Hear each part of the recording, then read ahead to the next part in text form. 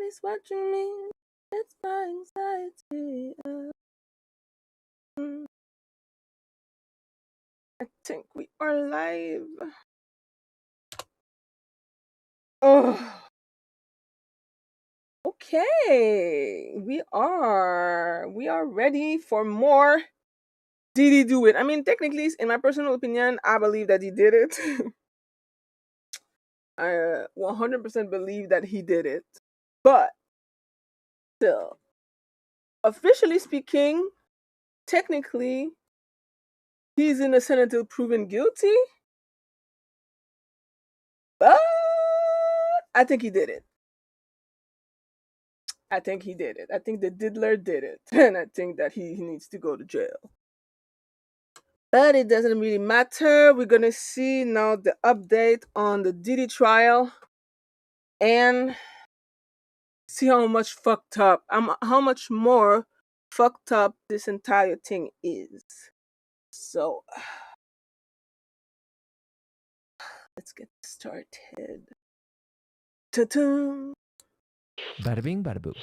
There's a few things in the courtroom that we do not have access to. Well, I would say there's a lot of things. I mean, clearly there's the obvious ones, but there's a few things that keep me up at night. I lay in bed and I think about if I could be a fly on that wall, if I could be a fly on that piece of paper.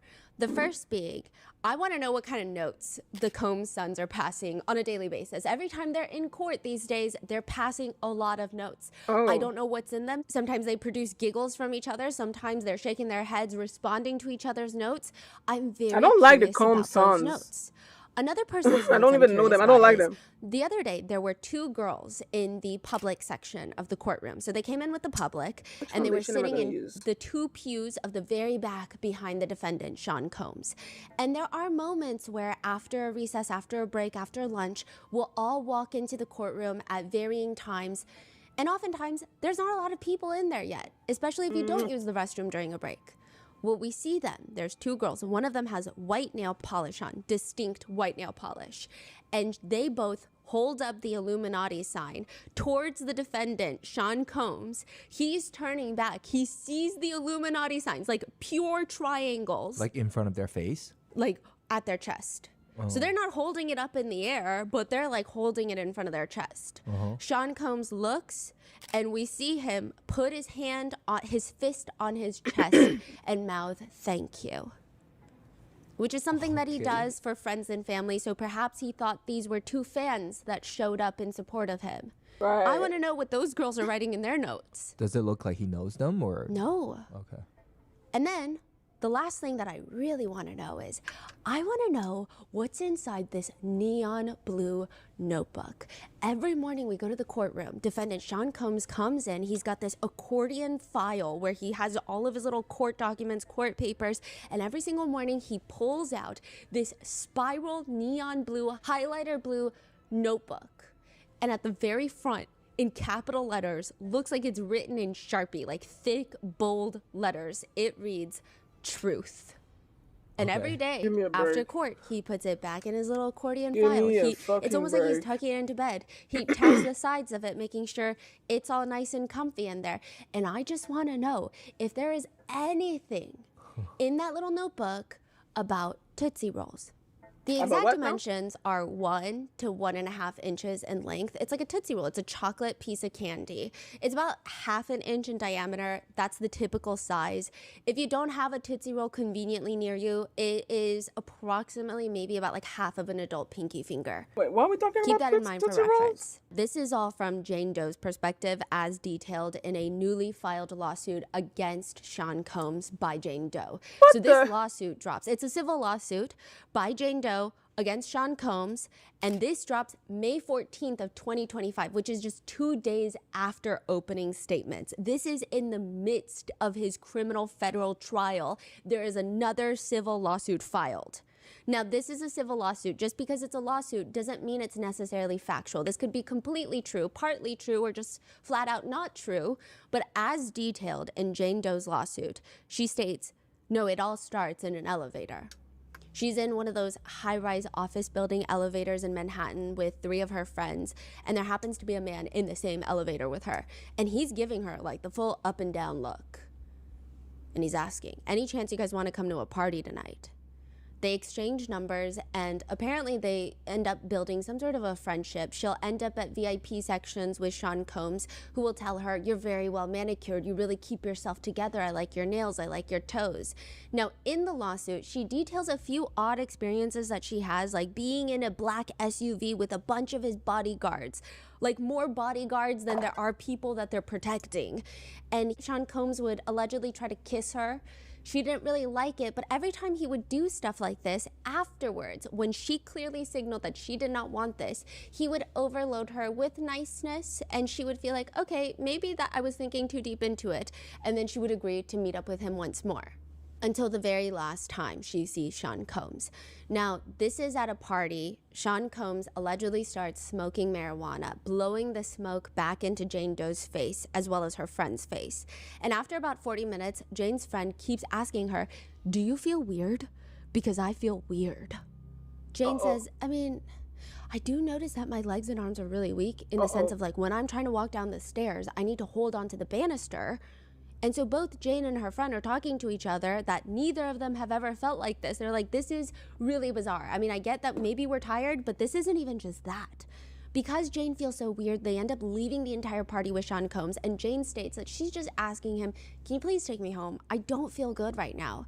He keeps trying to detour back to his Upper East Side apartment. He's like, I just need to grab something. I need to stop by there first. Eventually, when the car is parked, he gets out, grabs Jane by the hand, and she details in her lawsuit, he says, come with me real quick. Jane is being dragged, and he says, quote, I want to show you my bedroom. This is what she's alleging. Lord. Sean Combs, according to that lawsuit, locks the door behind her to his bedroom, throws her onto the bed, grabs her by the neck, and screams at her, I'm going to suck the life out of you. The lawsuit reads, quote, defendant Combs released plaintiff Jane Doe's neck and then held her arm down while using his other hand to swiftly unbuckle his belt and pants before pulling out his bare-skinned private parts, which appeared to be the length and girth of a large Tootsie Roll. The plaintiff went the extra mile. Really? Really? Yeah, hey, yo. I swear to God. I swear to God.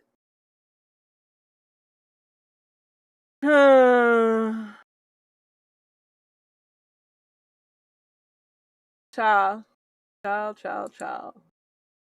We are once again using the dick size in a rape trial. It's not the first time. I think they did the same thing with Harvey Weinstein about how his dick is super stupid small. And it's like, damn, so what you're saying is like all these mass rapists are like have like a small ass dick? I don't think that I mean, okay, so the reason why I don't know if it's true is because this is gonna sound weird, but I've seen witchcraft in my life. What we call grower. And some people have a growth that makes no sense compared to the original size of it all. So I wonder if that's such a case. And I don't even know why I fucking care. But I just think it's weird to constantly reference this thing in all these rape trials and cases. And I don't know if it's weird, it's just like a common denominator or just a way to kind of like humiliate the rapist, which is not like he needs to be fucking taken care of or treated with kids' glove. But I don't know. I feel like there's something about that can be studied or whatever. But I digress. Include a picture of a Tootsie Roll for reference, and with the comment that said, she thought his penis was an itty bitty ditty. Sir. Okay, you can go. I don't want to be annoyed again. Nope.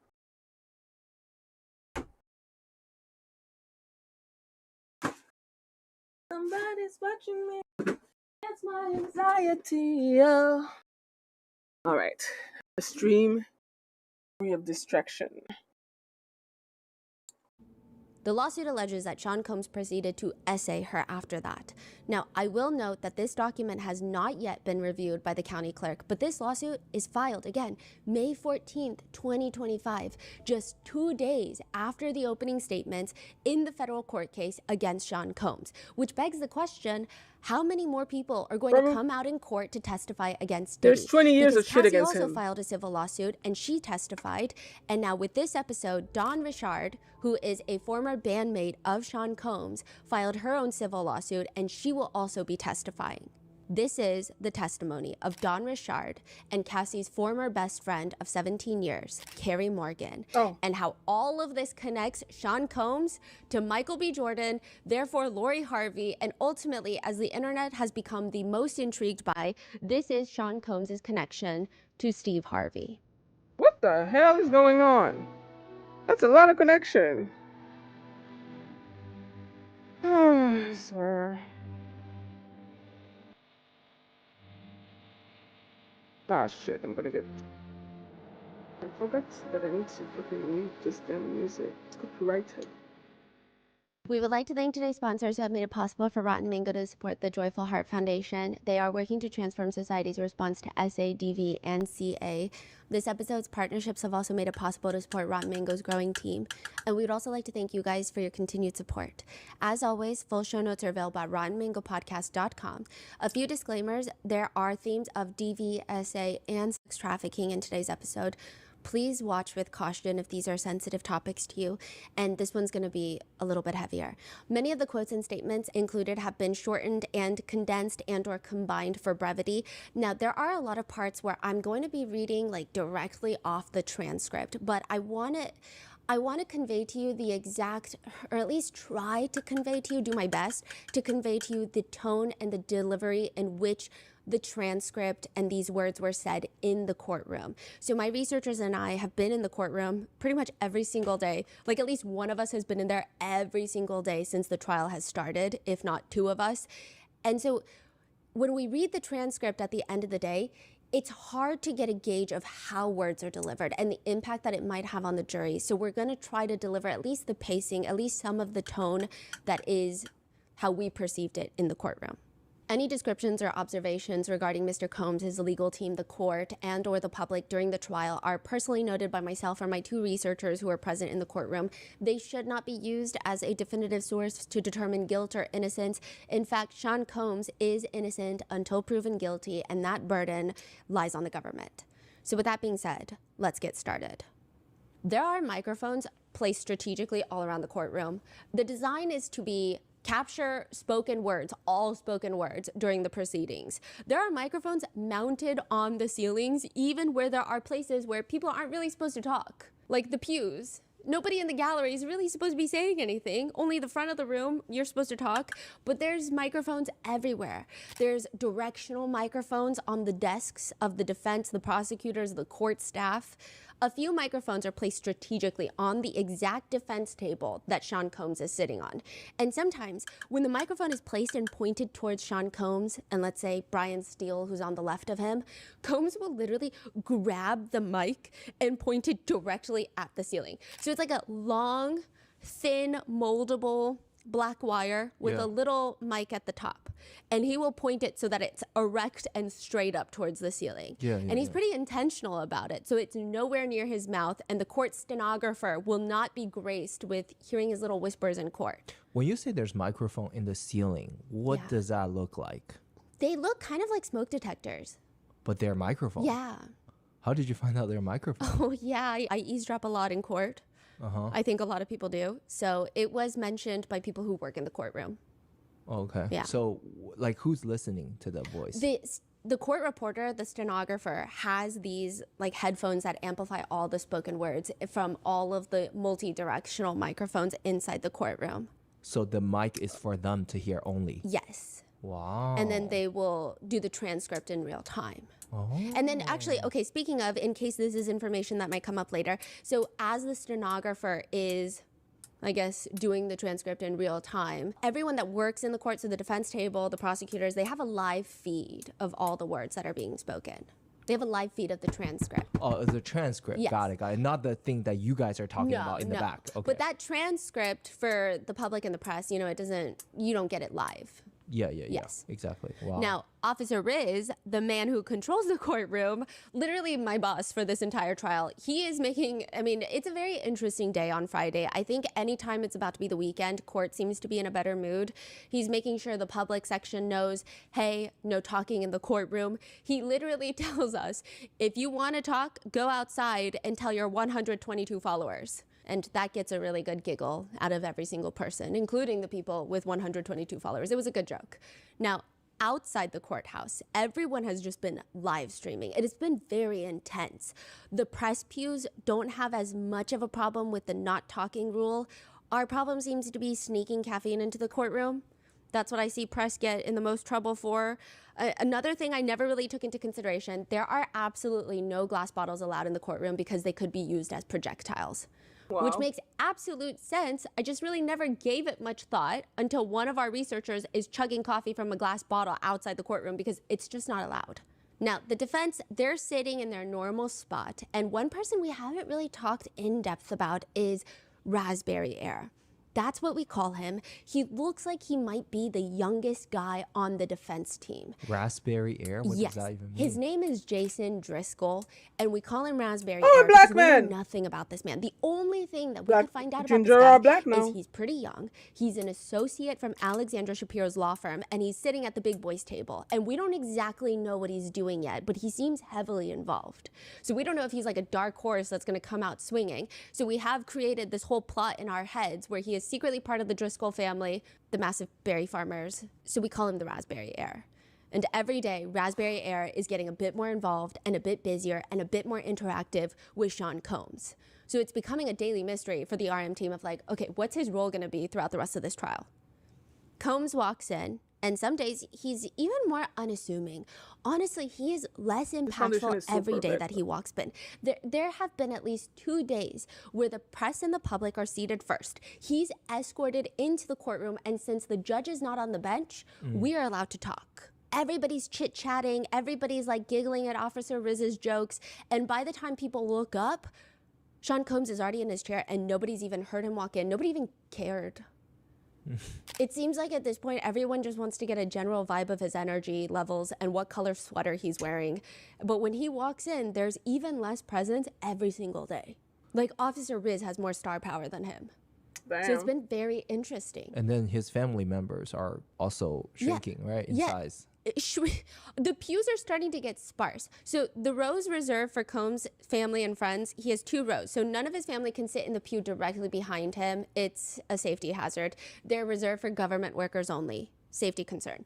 But the second pew behind him is usually filled with all of his family. Third pew is usually filled with all of his friends, representatives, whoever's on his approved list. So you have these 2 rows that were in the beginning of the trial completely jam-packed. The recent days, you could fully lay down in the pew and rest your head if you so wished. I mean, you can't, but you could if you really wanted to. I do think that all of his kids went back to California for the twins graduating high school as well as prom. Maybe they're still there. The 2 sons did eventually fly back. It's been a thing, but everybody in that courtroom, it could be because of this. Everybody in that courtroom seems sick. Even Sean Combs is asking his attorney for a tissue. He's like honking his nose throughout the day. Mark Agnifilo will take up crumpled up tissues and Post-its and like do little air basketballs into the wastebasket before the judge comes in. So it seems like people having like in a very light mood. It's a very weird feeling.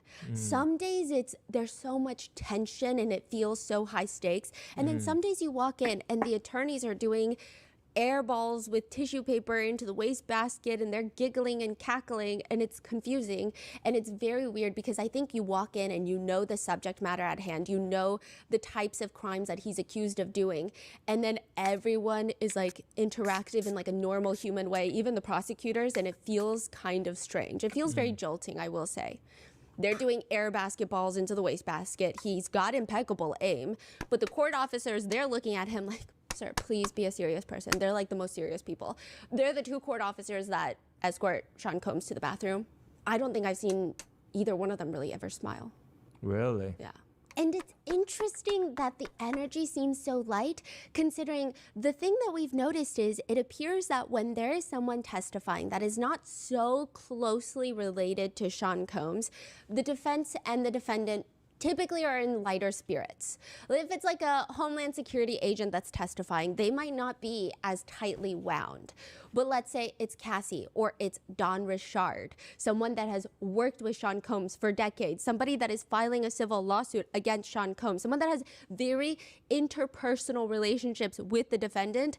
Typically, I don't see them this relaxed. But you're saying Don Richard is about to come on. Yes. So why are they so relaxed? We don't know. Oh. Don Richard walks in. She is wearing a three-piece suit with a pinstripe long winter coat. It looks like perfectly tailored. It looks like somebody tailored it onto her body. It's so well fitted. She walks in with 4 attorneys. They trail in and they sit directly in front of us, like literally in the row in front of us where Cassie's attorney, her husband, her brother, and cousin had sat. So that's like the row reserved for them. Now, Dawn, her face, stone cold. She starts walking up towards the witness stand. Her eyes are trained to the front. She looks somber. That's the word that I kept writing on my notes. Others say that she looks like she's ready for war, but it seems maybe the best way to describe it is like a combination of both. Like you're ready for war, and maybe you're not necessarily motivated and riled up like propaganda. You just feel like this is life, this is war. And the way that Sean Combs is sitting, honestly, he looks like a guest on Shark Tank. He leans back against his chair. His chair is pulled all the way back away from the table. His legs are crossed and his hands are in his lap. He looks like he's sitting there while there are people coming up to the witness stand to audition for him. That, it feels like Making the Band, his reality show where he finds artistic talent and creates bands out of them. That is what it feels like. Don Richard is asked to point out Sean Combs in the courtroom. Usually, the prosecutors will say, can you identify him by a piece of clothing? But before they can even get those words out, Don Richard lifts her right arm and points directly at Sean Combs. The whole courtroom, you hear a lot of people shuffling in this moment, but not because they're doing other things. They're literally like, this is what it feels like. They're literally trying to look at what the hell is going on because it's a very tense moment. At no point has anyone physically pointed at him. A lot of the times the witnesses will kind of quick glance and then say, he's the one in the gray sweater. But this is like, she's looking and she's pointing. And it's so tense.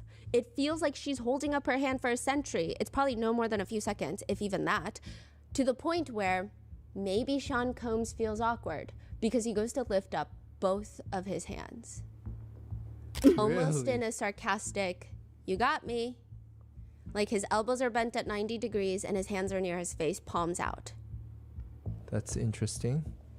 It's a very tense, odd moment. And when these types of tense, odd moments happen, typically people in the courtroom will try to chuckle.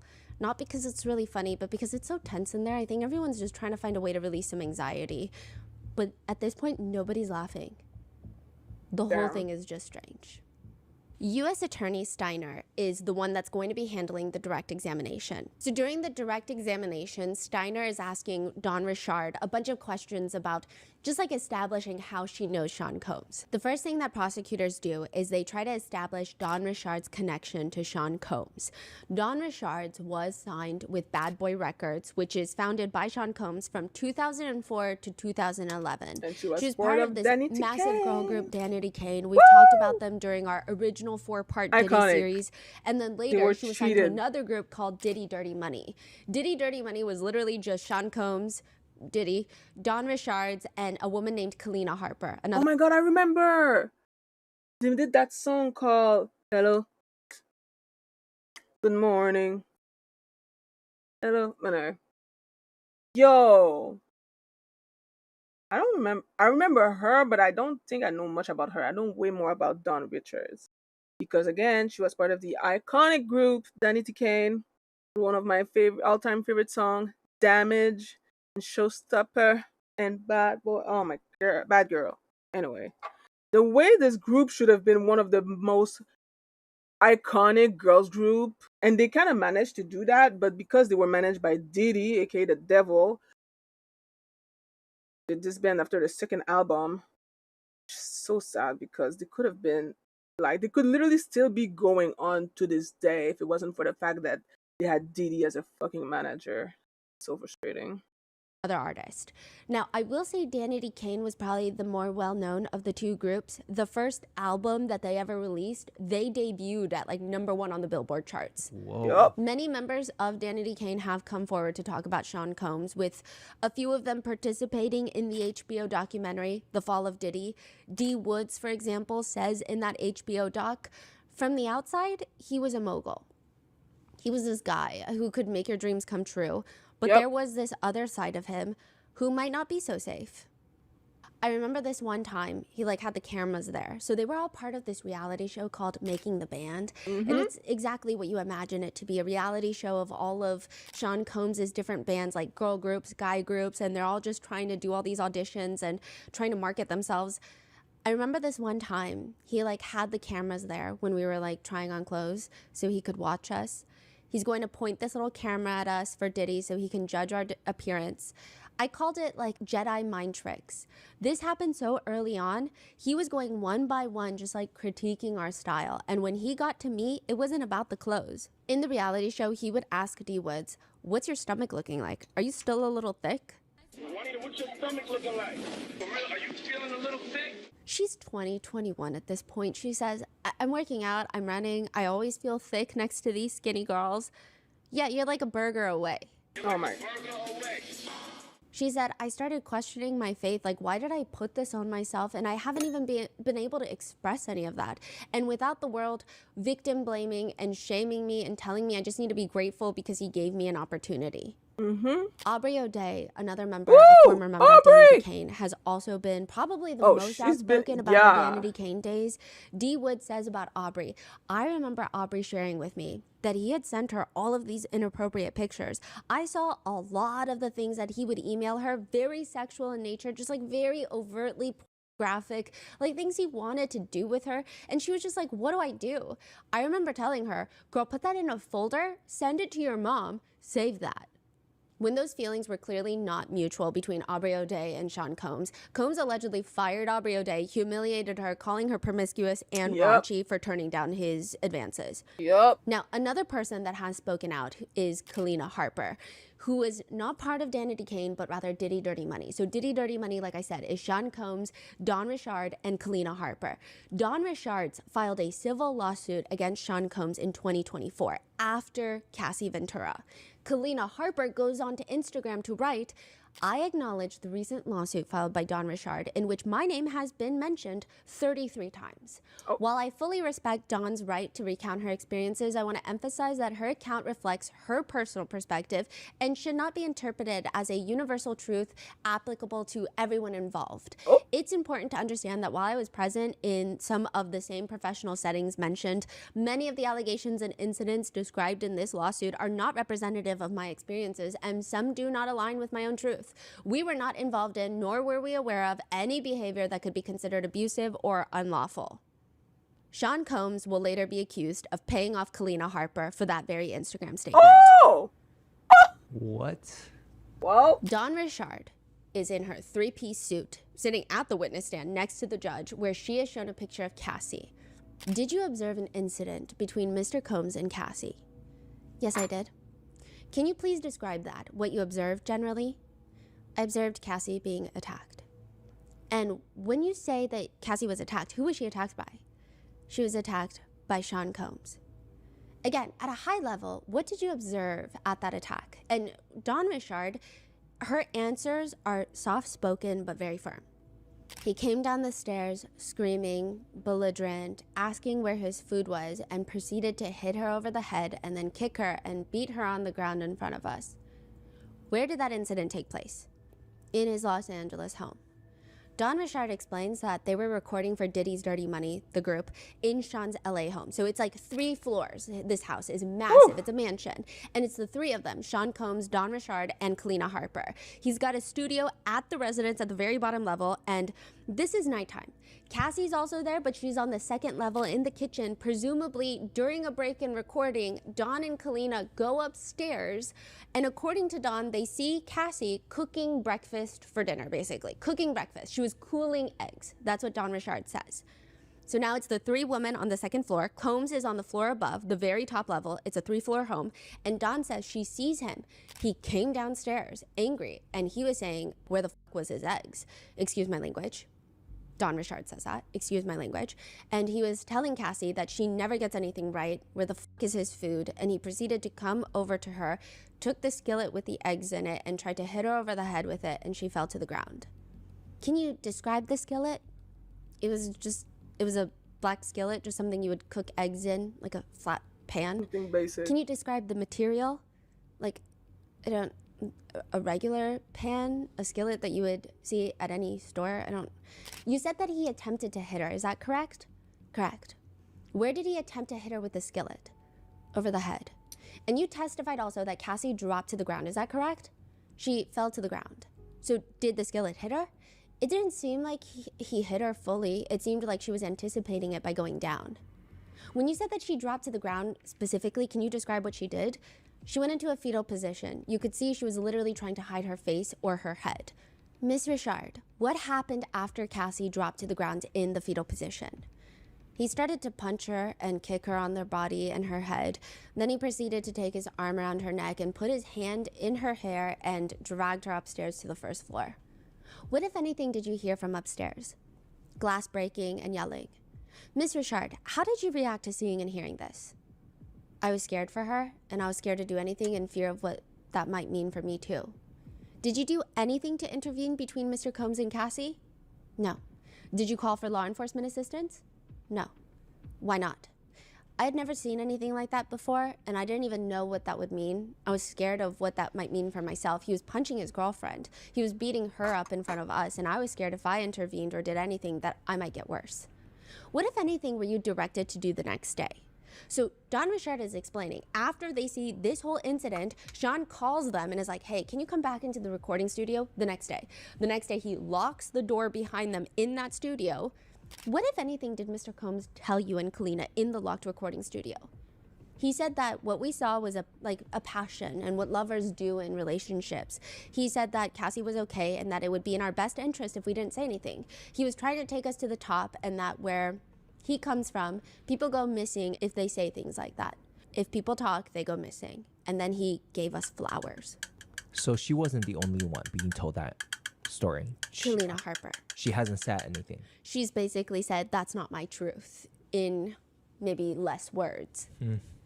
Interesting. When Mr. Combs told you that people can end up missing, what did you understand him to be meaning? That people could die? Death? I don't know. It just seemed Cassie. Mr. Agnifilo interrupts. I'm going to object to this entire line, Your Honor, and move to strike it. Prosecutor Steiner is confused. Your Honor, this is the defendant's statements that she is explaining her understanding of. The judge calls for a sidebar because this is getting a little bit, the emotions are quickly ramping up. It seems like the defense, they're getting very passionate. They're getting riled up. Everybody seems really tense. Even the way that the Prosecutor Steiner, is responding to Agnifilo's objection, it seems very emotionally impactful. Not like they're emotional and unprofessional, but it seems like, what do you mean objection? Like, get out of here. That's the vibe. Now, the judge calls for a sidebar, and when they get back, the jury is abruptly dismissed. So we're sitting there, and we see the clock. We see that there's time left for the rest of the day, probably like a good 30, 40 minutes.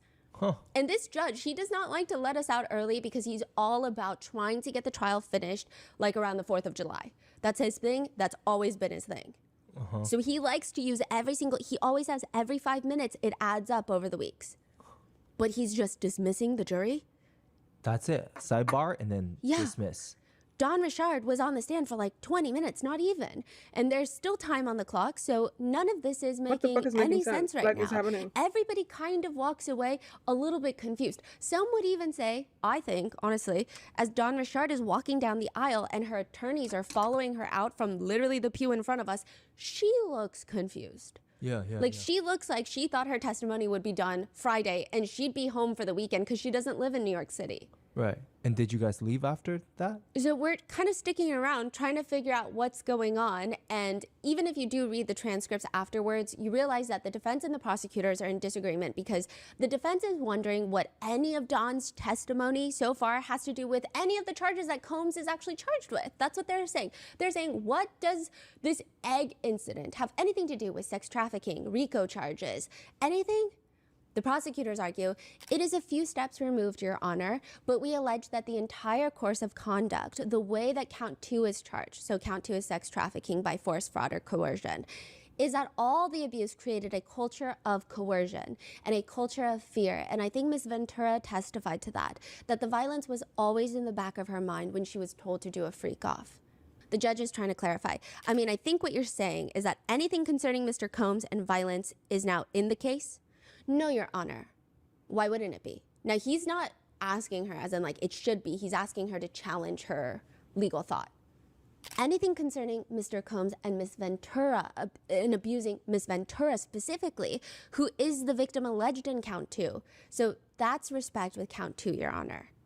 But Mark Agnifilo argues it's not count 2. It's not sex trafficking. It's domestic violence that you guys are arguing. It's not sex trafficking. It's not one of the charged offenses. It's too far. It's just too far removed. What the government is trying to say is anytime Mr. Combs does anything somewhat violent to Cassie Ventura, that anyone who sees it, remote in time, the next day in a different place without Ms. Ventura, they then can therefore add evidence to this trial about how afraid they were. It's unduly prejudicial, and this is wholly irrelevant.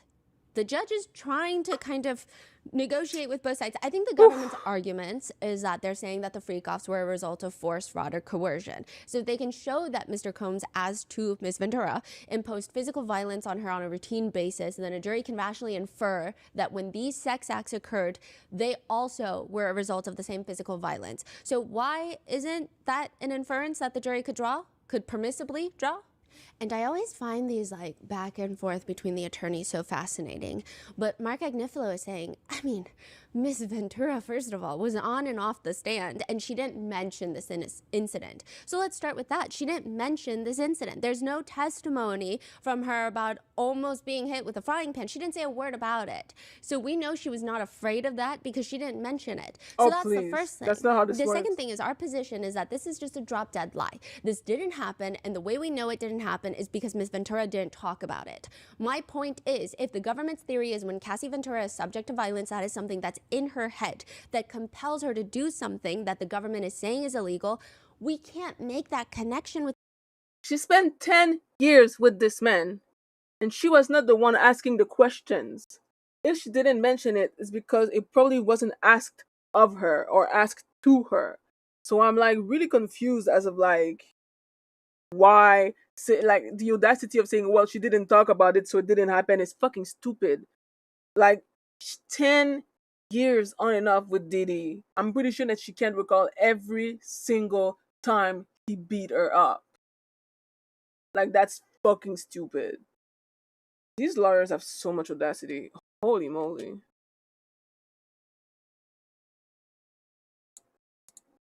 With this event, because Cassie Ventura does not have this event in her head because she's testified this entire week and didn't talk about it. So it's already on dubious ground to start with. The prosecutors argue it's because there's so much violence in the past 11 years that Cassie does not remember every act and instance of violence. But the judge even mentions that some portions of the testimony from Don Richard's, quote, strikes me as a case built on gossip as opposed to what witnesses actually saw or did or communications that would otherwise be admissible. So he's not saying the egg incident, but other questions that maybe the prosecutors were trying to get admitted into the testimony. He's not saying Don is gossiping. He's just saying certain questions that the government is proposing and the way that they're trying to structure the testimony, he feels is not to his liking in some regard. So with that, Dawn Richard is more or less stuck in New York City for the weekend. She's got to come back Monday morning back to the courthouse. So again, why did they call it off, dismissed it so early? Because there was so much sidebar. This is the whole argument that they were having. So they don't want to continue. They want to think about it, or no? If they were to have this whole argument and then go back to the testimony, it would have been time for the jurors to go home. So the jurors would have just sat around during a massive sidebar. Oh, they dismissed everyone and they continue this discussion. Yes. Ah, okay. Okay. And this is in open court, a lot of it. So you're just sitting and everyone's gone. The jurors are gone. The witness is gone. And you're just listening to them argue. Okay. Yeah. Now, Monday morning, Dawn Richard walks back in. She's in another perfectly tailored outfit. And this time, Sean Combs barely gives her the time of the day. He doesn't even really look up at her or watch her as she makes her way to the witness stand. He's either taking notes or whispering with his attorneys. He seems extra confident. So that's Friday. This is Monday. He seems even more confident. Now, I will say, I feel like him not even giving Dawn Richard a glance while she's walking to the witness stand is intentional. It just feels intentional. It feels, Everything is yeah, intentional. it just feels like something someone would do. And he's been staring down. Like you said, when Cassie walked in, he's like trailing her, right? Yes, but even on the last day of cross-examination, I recall he was not watching her each time. Watching who? Cassie. Because it's almost like a, I really don't care about you type of feeling, is the feeling it gives, because most people are watching Dawn as she's walking. Yeah. Huh. He seems very confident. The cross-examination is going to happen soon, so is that why? Once everybody is seated, he's leaned back up against his chair again. His shoulders are slightly up, his head is cocked to the side, and he will go from either staring at Dawn while she's talking to jotting down notes. Brian Steele is on the left side of him. He looks super stressed, and they are back to like leaned in super close. I feel like in the beginning they were leaned in close, then they were separated, and now they're sitting so close. If they both look at each other too quickly, I feel like they might exchange a kiss. Like that's how close they are. Dawn tells the jurors, just to refresh their memory, after she saw Cassie get abused by Combs over eggs, he invited her and Kalina Harper over the next day and told them that, quote, that the relationship that he had, that was an incident of passion and Cassie was okay, and that if we say anything, we could go missing. When Mr. Combs told you that you could go missing, what did you understand him to mean? That we could die. Miss Richard, how did you react when Mr. Combs threatened you in this manner? I didn't react at all. I was shocked, but also scared because it was our first time really getting started to record, and that was my first time really being in a group with everybody, and I couldn't believe that this would be the beginning of a journey for us.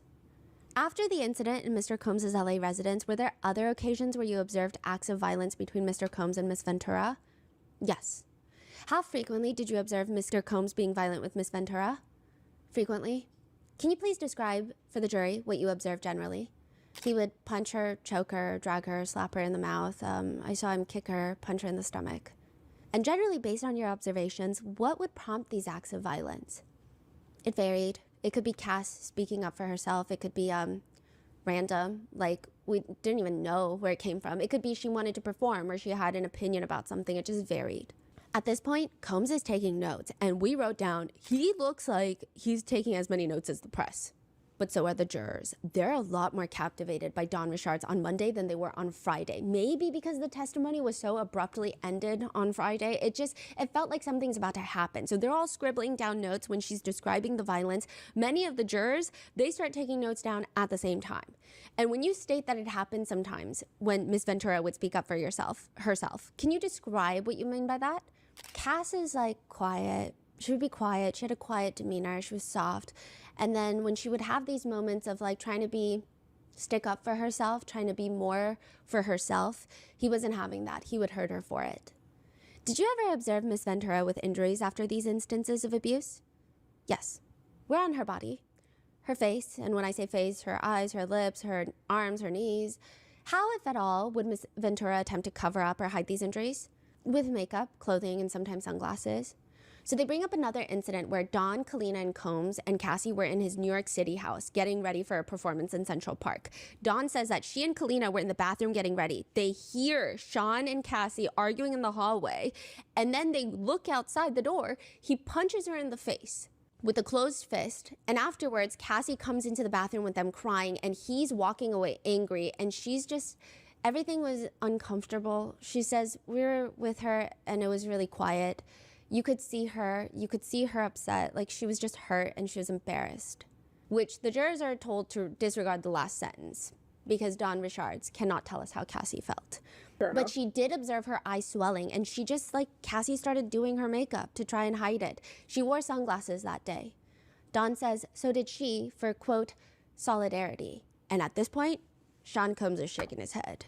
There are a lot of points during witness testimonies where he shakes his head, or he'll look, okay, not with people like Dawn Richard, but more so maybe like his former PAs, personal assistants, he'll kind of like look at them like, now where are you making up this story? Like that's the vibe he gives when he looks like, I've never heard this before, can you believe it?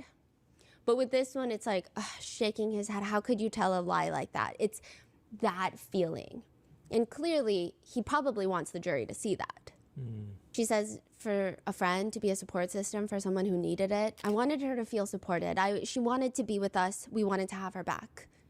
In another instance, Dawn says that they were in a Mercedes Sprinter going back home. Cassie and Combs are arguing. He had just punched her in the stomach in front of all of these people in public, and she was telling him that she was embarrassed in the car. Like on the way home, she's like, that was very embarrassing that you hit me in front of all your friends. How did Mr. Combs respond? He grabbed her by the neck and popped her in the mouth. He slapped her in the mouth and told her to shut the fuck up, like an open hand slap to the mouth. At this point, one of the jurors looks up mid-taking notes. So he's like writing down probably Mercedes Sprinter, like, quote, popped her in the mouth.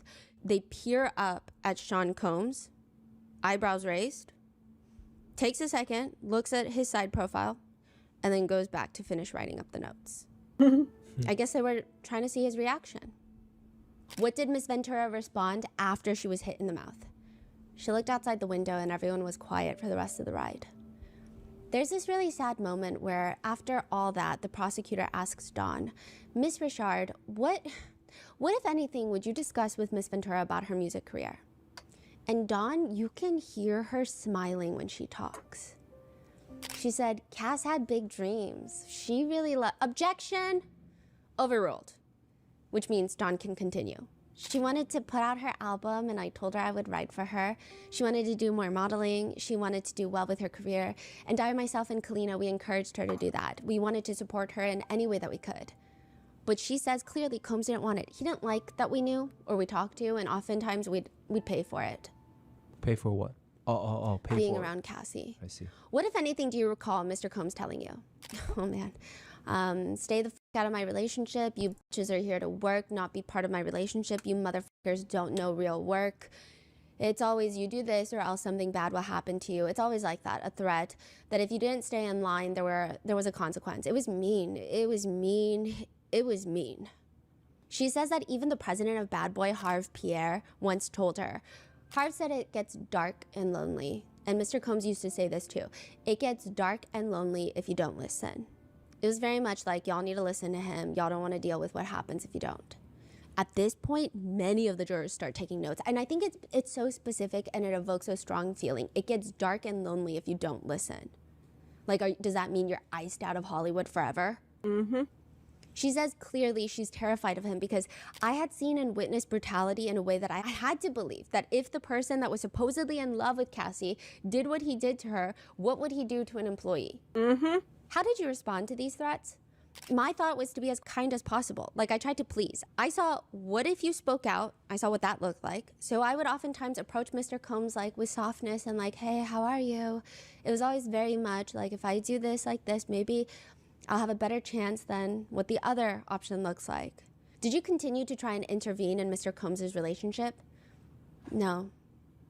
I made the decision that it would be best for the safety of myself to not interfere because I don't think she was ready really to do anything. From our perspective in that courtroom, it does seem like Dawn appears to have a harder time testifying to the fact that she didn't help Cassie in certain ways. That's just the listener's perception.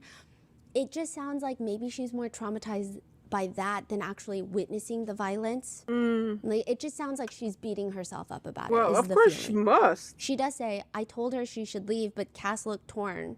Like, she would listen, but I could see the fear. And again, Sean Combs shakes his head lightly at that. And at the very end of the direct, she is asked, did you yourself file a civil lawsuit against Mr. Combs? I did. Are you aware of any details of any settlement negotiations with Mr. Combs? No, I'm not. Are you aware of how much money, if at all, has been requested to settle the lawsuit? No, I am not. As a result of your testimony here today, Ms. Richard, are you expecting any compensation? I'm expecting justice. Are you expecting any compensation, Ms. Richard, for your testimony? No. No further questions, Your Honor. At this point, like, is it half a day? of Monday already, or it's like super brief? It's pretty brief. Okay. The whole direct was pretty brief. Now, I will say there were a lot of objections during Dawn's testimony that even she, when Nicole Westmoreland from the defense, objects to yet another question, Dawn is just like, okay. Like, she doesn't even, it's so many objections that she's like, okay. Mid-sentence, she's talking. Okay. Bruh. You know that feeling when someone shows up for you just when you need it the most? Yeah, we all need that. Uber? That is what Uber's all about. It's not just a ride or dinner at your door. Oh my It is how God. Uber helps you show up for the moments that matter. Because showing up can turn a tough day around, or it can make a good one even better.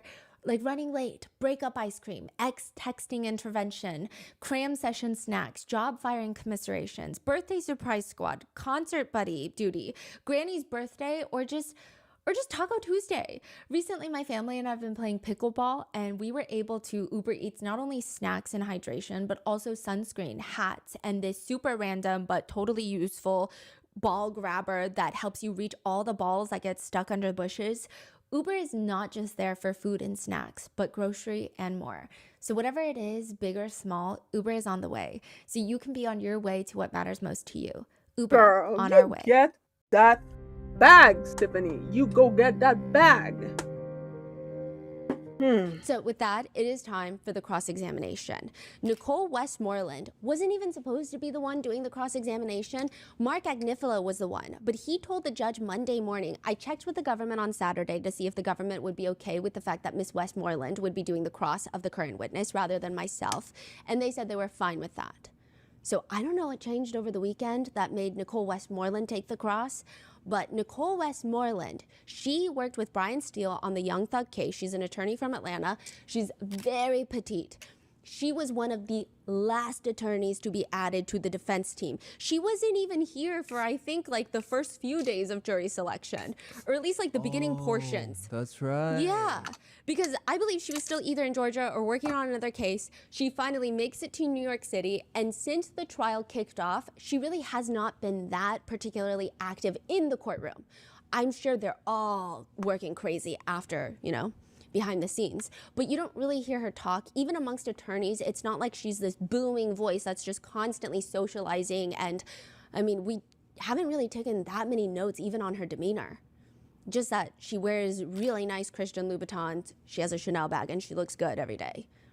She just kind of flies under the radar until she takes that podium on Monday for the cross-examination of Dawn Richard. Now, I'm gonna try to include clips of Nicole Westmoreland during other trials where it has been televised. I don't know if it's maybe the echo in the courtroom. She's got this incredibly low octave, velvety, rich voice, and I can even do it for you. Good morning, Miss Richard. My name is Nicole Westmoreland. I represent Mr. Combs, okay? How are you? I'm good. How about you? I'm doing pretty good.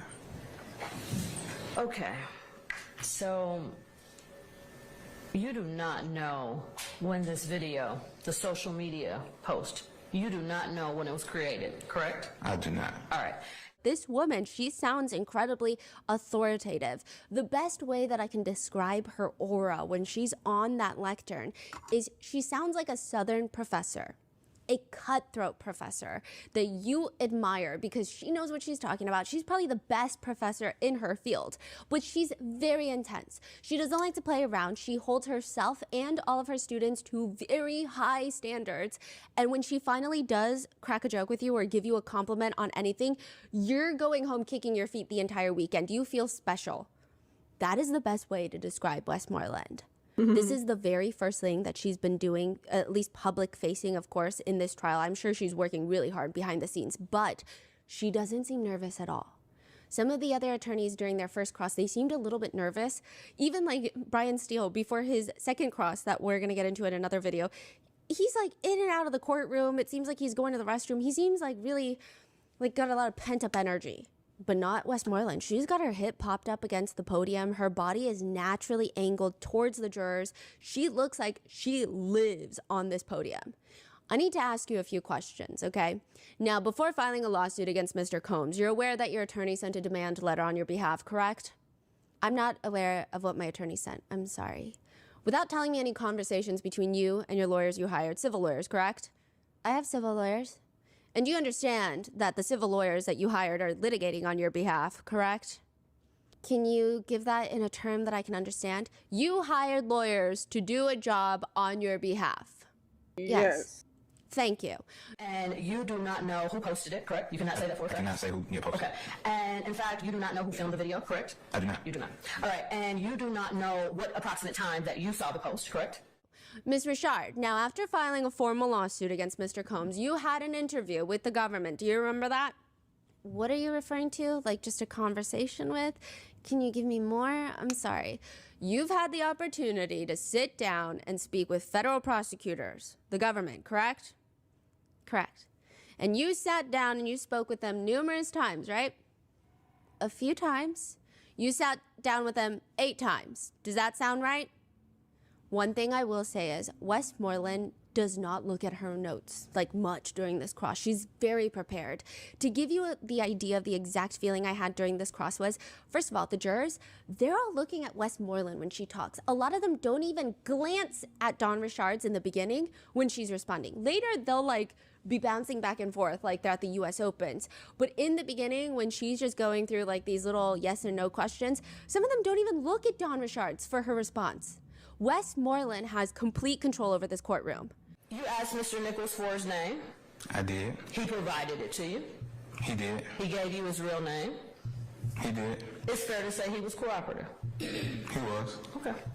She's come prepared and she did not come to play or just wing it. I don't recall the number, I'm sorry. Would several be fair? A few times. Would you agree with me that over the few times that you sat down and spoke with the government that your allegations, the one that you've testified to today, have changed over time? No, I think they've been as best as I can recall. You think they've been consistent? As best as I can recall. First, I want to speak with you about your testimony on Friday about the egg in the kitchen incident. Do you remember explaining a situation like that to the jury? Yes, ma'am. So already Dawn Richard is going into her yes, ma'am responses, which it does, like, I don't know if, it's just interesting. It feels like Nicole Westmoreland is completely in control of this conversation. So he attempted to hit her on the head, and then you testified Ms. Ventura dropped down into a fetal position. She covered herself, yes. And that's your testimony? Yeah. This isn't the first time testifying on Friday and today. It's not the first time you spoke about this egg alleged incident, right? Spoke in my civil case and right now. And you've also spoken about it to the prosecutors.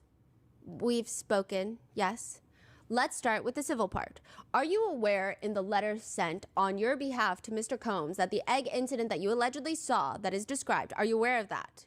Side note, even Nicole Westmoreland's reference to the incident as the egg incident does not seem to be unintentional. Even the judge on Friday called it the incident with the skillet. Later he said, I will call it the skillet incident. But Nicole Westmoreland consistently calls it the alleged egg incident. That's Yeah, it's intentional. crazy. Wow. Yeah. She is prepared. Yeah, it's so interesting because it's so subtle, but it's likely very impactful over time. Like these Yes. types of changes in the wording and rebranding in real time, if you will. Are you aware in the letter sent on your behalf to Mr. Combs that the egg incident that you allegedly saw, that it's described? Are you aware of that? No, I'm not aware. I'd like to show it to you to see if it would refresh your memory, okay? Even the way she says that is just very interesting. Like she's able to build trust Also really quickly ominous. because a lot of the times the records that she's showing Dawn Richard, we're not privy to. The press, we don't see them. They're not admitted into evidence. But the way Nicole Westmoreland is saying it, I'm like, I feel like I trust whatever's on that document. Like you're telling me that's on that document, it probably is on that document because of the way she presents herself. And I wonder if it's the same impact for the jurors. And I'm not saying this as like a way to side with one party or the other. I think everyone should be innocent until they are proven guilty, and that burden is on the government. But I will say her presence in that courtroom was very trustworthy. It was very authoritative. That he may have been in that car, correct? You don't know. I asked you that earlier.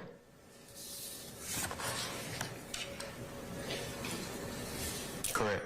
Okay.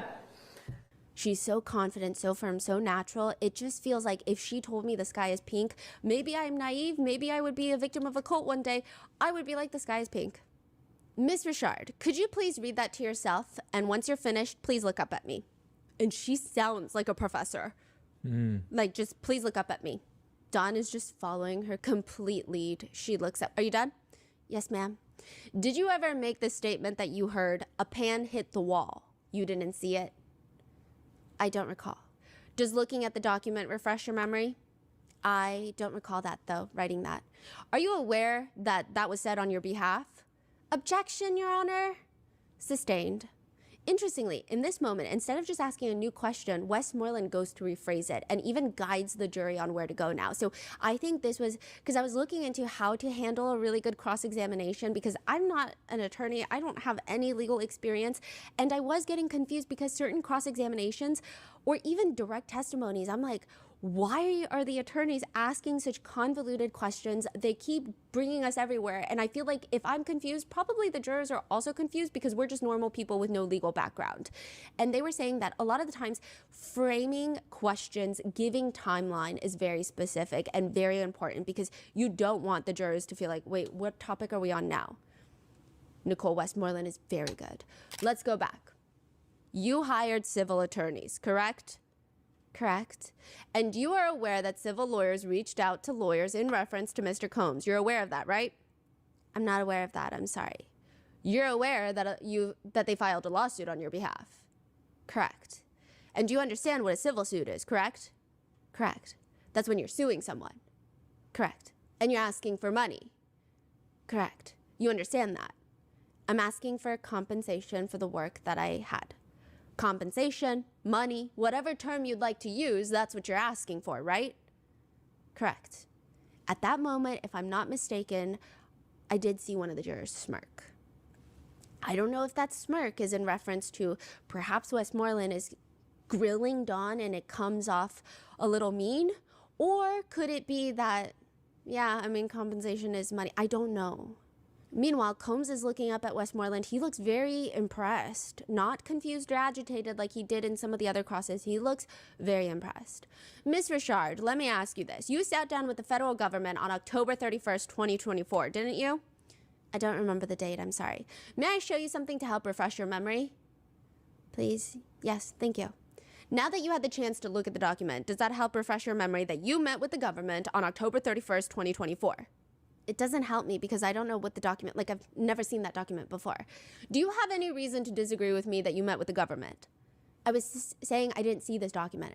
No worries, no worries. I want to get to the substance of it. When you met with the government, didn't you tell them that Mr. Combs actually hit Miss Ventura with a frying pan? I said he attempted to hit her with a frying pan. I didn't ask you that. Did you actually tell the government, not that he attempted to hit her, that he did hit her? Yes. Wait, so are you saying that based on the document that they've reviewed, Dawn told the government that he did hit her? Yes. And she's like honing in on that point. Hey, you said that he hit her on that date. Yeah. Okay. And now, Friday testimony, you're saying he tried to hit her. Like he didn't hit her. It didn't look like it fully hit her. Right. You told the government that he hit her? Yes. And you agree with me that there's a major difference between attempting to hit someone with a frying pan and actually hitting them. You agree with that? Yes. And you understand that when you were sitting down with the federal prosecutors that it was very important for you to tell the truth. Yes. And at some point, the jurors are like watching this back and forth again, that this is like the US Opens. In the beginning, it's just Nicole Westmoreland. They're only looking at Westmoreland. And now it's like their heads were making me dizzy. And you understand that it was important for you to be as accurate as possible. To the best of my ability, yes. And you know that you need to tell the ladies and gentlemen of this jury the truth. Absolutely. And you would agree with me that there is a difference between hitting someone with a frying pan and throwing a frying pan, correct? Correct. But you gave two different stories, didn't you? I did the best that I could recall. How about you gave another interview? Would you have reason to disagree with me that your next interview was on March 18th, 2025? I wouldn't disagree with you. That sounds right. And in that interview, isn't it true that you told the federal prosecutors that Mr. Combs actually threw eggs at Miss Ventura? No, I don't recall that. You don't recall that? And that after throwing eggs at Miss Ventura, that he actually set the pan back down? Do you remember saying that? I don't recall that. Let me show you something to help refresh your memory, okay? Please read that to yourself and then look up at me when you're done. Are you done? Oh boy. I am. Does it refresh your memory that you actually told the prosecutors that Mr. Combs didn't hit her with the pan at all? I don't recall saying that. I'm sorry. You don't recall saying that? Uh-huh. And we discussed that when you had these interviews that there was a note taker, right? Yes. You agree that throwing eggs and then setting the pan down is different than hitting someone with a pan, right? I do. And you agree that hitting someone with a pan is very different from attempting to hit someone with a pan, right? Correct. And you agree that hearing a pan thrown against the wall is different than all three of the other ways, right? Correct. Ms. Richard, let me ask you, would you agree with me that it's been hard for you to keep your story the same in reference to this egg incident? Objection. Overruled. No, I wouldn't agree with that. You would agree that you told multiple different stories, though. It's not multiple different stories. This story happened a while ago. And I can understand, like, because, like, in its core, it's the same story. Literally, like, she's very nitpicky, but in its core, it's technically the same story. Now, the memory of humans is very, very interesting and can be very unreliable. So I'm not surprised that it kind of changed from one to another. Sometimes she may have like remembered things a certain way because sometimes we can remember things and we're 100% sure that it was that way, just for this thing to happen, that just to find out that it wasn't actually that way. But it's the way we interpret it afterward that we kind of remember, the way it made us feel. It's usually what we remember the most is the way an incident made us feel, more than like the exactitude of what happened. So that's why, to me, in its core, it's the same thing. But I do understand why the prosecution, no, not the prosecution, Diddy's team would be like, you're lying.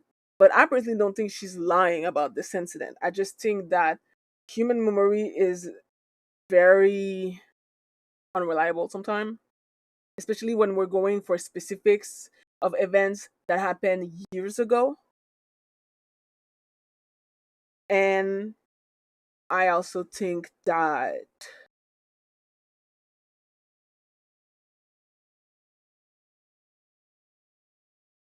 I don't know, like I just think that it's not fair, although it's not, we're in court, so fairness is not here to be upheld.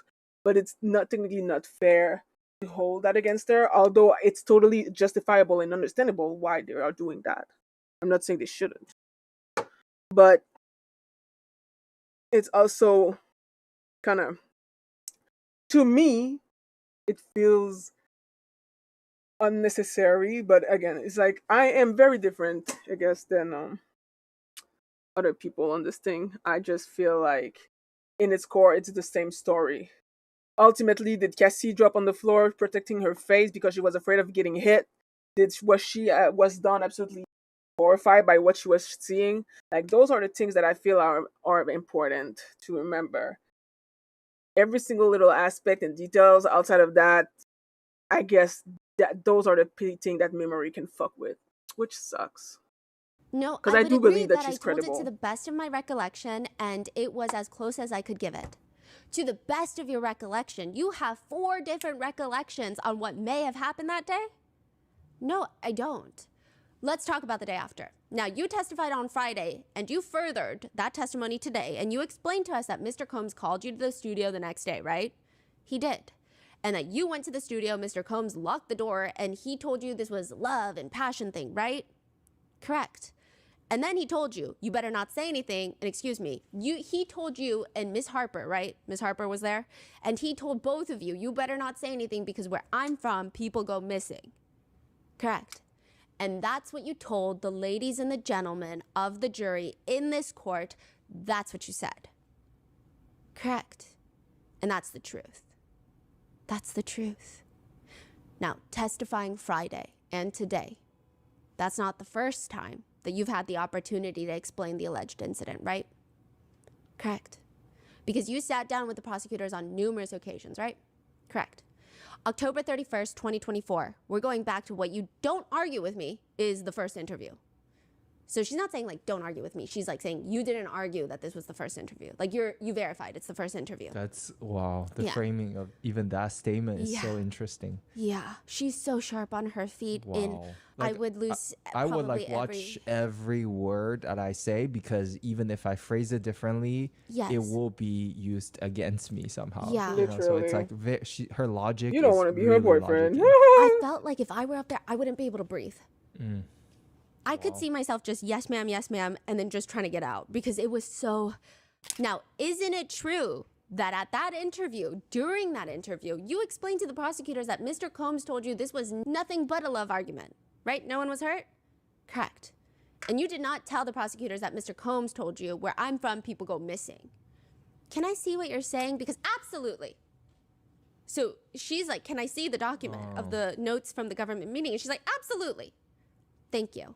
Please read to yourself and look up at me when you're done. That whole line, please. Thank you. You're done? Does that refresh your memory that you did not tell the federal prosecutors that Mr. Combs told you people go missing? I always state what I've stated, so if not, it's not my recollection. That wasn't stated, but that was what happened. Let's go to your interview on March 18th, 2025. That's your next interview.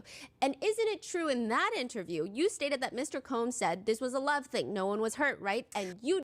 Honestly, right now, I'm mad at the fucking, like, prosecution, I think it's called. The government side. I'm very mad at the government side because I remember hearing that story about the fucking frying pan a while back. And they are the one who interviewed Dawn several times on this subject. They should have fucking prepared her for this. And they should have freaking told her, like, the story needs to be the same each time, otherwise you're gonna be ate up by the fucking Diddy team. So this is a huge fumble from the government side, because what do you mean y'all didn't fucking look at Oliver's statement to make sure that they were the same or they were similar enough for her not to be made appear like she's like a liar or an unreliable witness? Like, that is absolutely fucking ridiculous. That I'm not even a lawyer, and I feel like that's the kind of shit that, I mean, again, it's very easy for me to say that because I'm not a lawyer. I'm a civilian who is watching this video after the facts. But they had so much time to prepare for this trial, and this never came into consideration. Like, that's the part that is 100% on the government. And, like, they fucking fumbled the bag on this one. It's fucking ridiculous that this is happening. They didn't prepare her for that. That's fucking ridiculous. You did not say anything about Mr. Combs telling you people go missing. What was the question? You didn't tell prosecutors that on March 18th, 2025. Isn't that true? No, that's not true. I don't recall not saying that. I'm going to show you a document to refresh your memory. I'll ask you one question. You didn't tell the prosecutors on March 18th, 2025, your second interview with that Mr. Combs told you people go missing. I tell my story as I remember it. I think I tell my story as I remember it. Those are not the best words to be used. Yeah. Regardless of how one feels about Don Richard and about this whole testimony, I think that was generally not the best response. I felt like a lot of people kind of winced in the courtroom because those are words that could be so easily twisted. Yep. I tell my story as I remember it. Just the word choice was not optimal. But later, Dawn further clarifies, I spoke as best as I could as I remember it. It was a long time ago. I'm doing my best to understand these questions as best as I can. Let me ask you this. When you were in that room with the federal prosecutors, Mr. Combs was not there, right? No. None of his lawyers were there. I wasn't there. And you felt safe in the room with federal prosecutors? Yes, ma'am. And you know it was important to tell the truth. Yes, right. And you would agree that you alleging Mr. Combs threatened you was something that you would want to tell the United States federal government, right? Yes, ma'am. And although that's what you're saying here in trial, you would agree with me that even in your second interview, you didn't mention that? I mentioned it. Whether or not, I don't know what the notes were taken. I don't know. I can't know what the notes are going to be taken. Sorry. You did another interview on April 17th, 2025. Oh my God. Okay. Do you have a reason to disagree with that date? No. During that interview, you and the United States government, you guys spoke about this incident that you're alleging. You spoke about it again. Do you agree with that? I would have to see the document. No worries. Could you please pull up 3574-012, page 2, first paragraph? Please look up at me when you're done. I'm done. We're on our third interview. Mr. Combs was not there. No, he was not. I wasn't there. No. So bad. None of his lawyers were there. No, ma'am. You felt safe in this interview. Yes, ma'am. You didn't tell the federal prosecutors that Mr. Combs told you people go missing. I told them exactly what my recollection of that event was.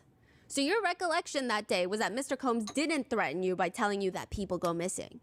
He threatened me and said people go missing. I understand that's what you're testifying here. I'm asking you. You didn't tell the government that on April 17th, 2025, your third interview, correct? Miss I'm telling you, Ting. I told them what I remembered. So you just didn't remember the threat. No, I remembered everything I'm telling you now.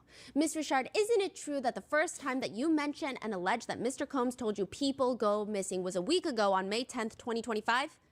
No, ma'am. Would you like me to show you the rest of your interviews to refresh your recollection? I know what I said, ma'am. Now, you said that when Mr. Combs told you people go missing, you took that to be a death threat. Yes, ma'am. That's what you're telling us, right? Yes, ma'am. A death threat that you didn't recall on 7 different occasions? Objection? That's sustained. Let's move on, Ms. Richard. You testified to some other incidents that you allegedly witnessed. Now, you told us about a restaurant, right? And that Ms. Ventura and Mr. Combs were arguing and that he punched her. He hit her. Yes, ma'am. Please tell us who was at this restaurant. Harv Pierre, Capricorn Clark, Mia, and myself, Kalina, our bodyguards, which were Bonds and D-Rock and Cassie. Side note, this was covered in the direct. And this is the part where I was like, wait, now I need to see those government notes because I'm confused. This is the part where I was like, wait, maybe I'm mistaken. Because I kept looking through the direct and I'm like, I don't understand the point being made in the cross. Now, in the direct, the prosecutor asks Dawn about this exact incident, perhaps not even an hour prior to Westmoreland asking her, Miss Richard, directing your attention right to the following year in 2010, did there come a time where you were in a restaurant in West Hollywood, California, and Mr. Combs and Miss Ventura got into an altercation? Yes. What happened at that restaurant? Mr. Combs punched Cassie in the stomach. Can you please describe what you observed leading up to that incident? We were having a private conversation and we were all sitting, eating at the tables together when I saw some bad boy, some from our label, and even some celebrities were in the room and they were secretly arguing and he punched her in the stomach. Sean Combs punched Cassie in the stomach.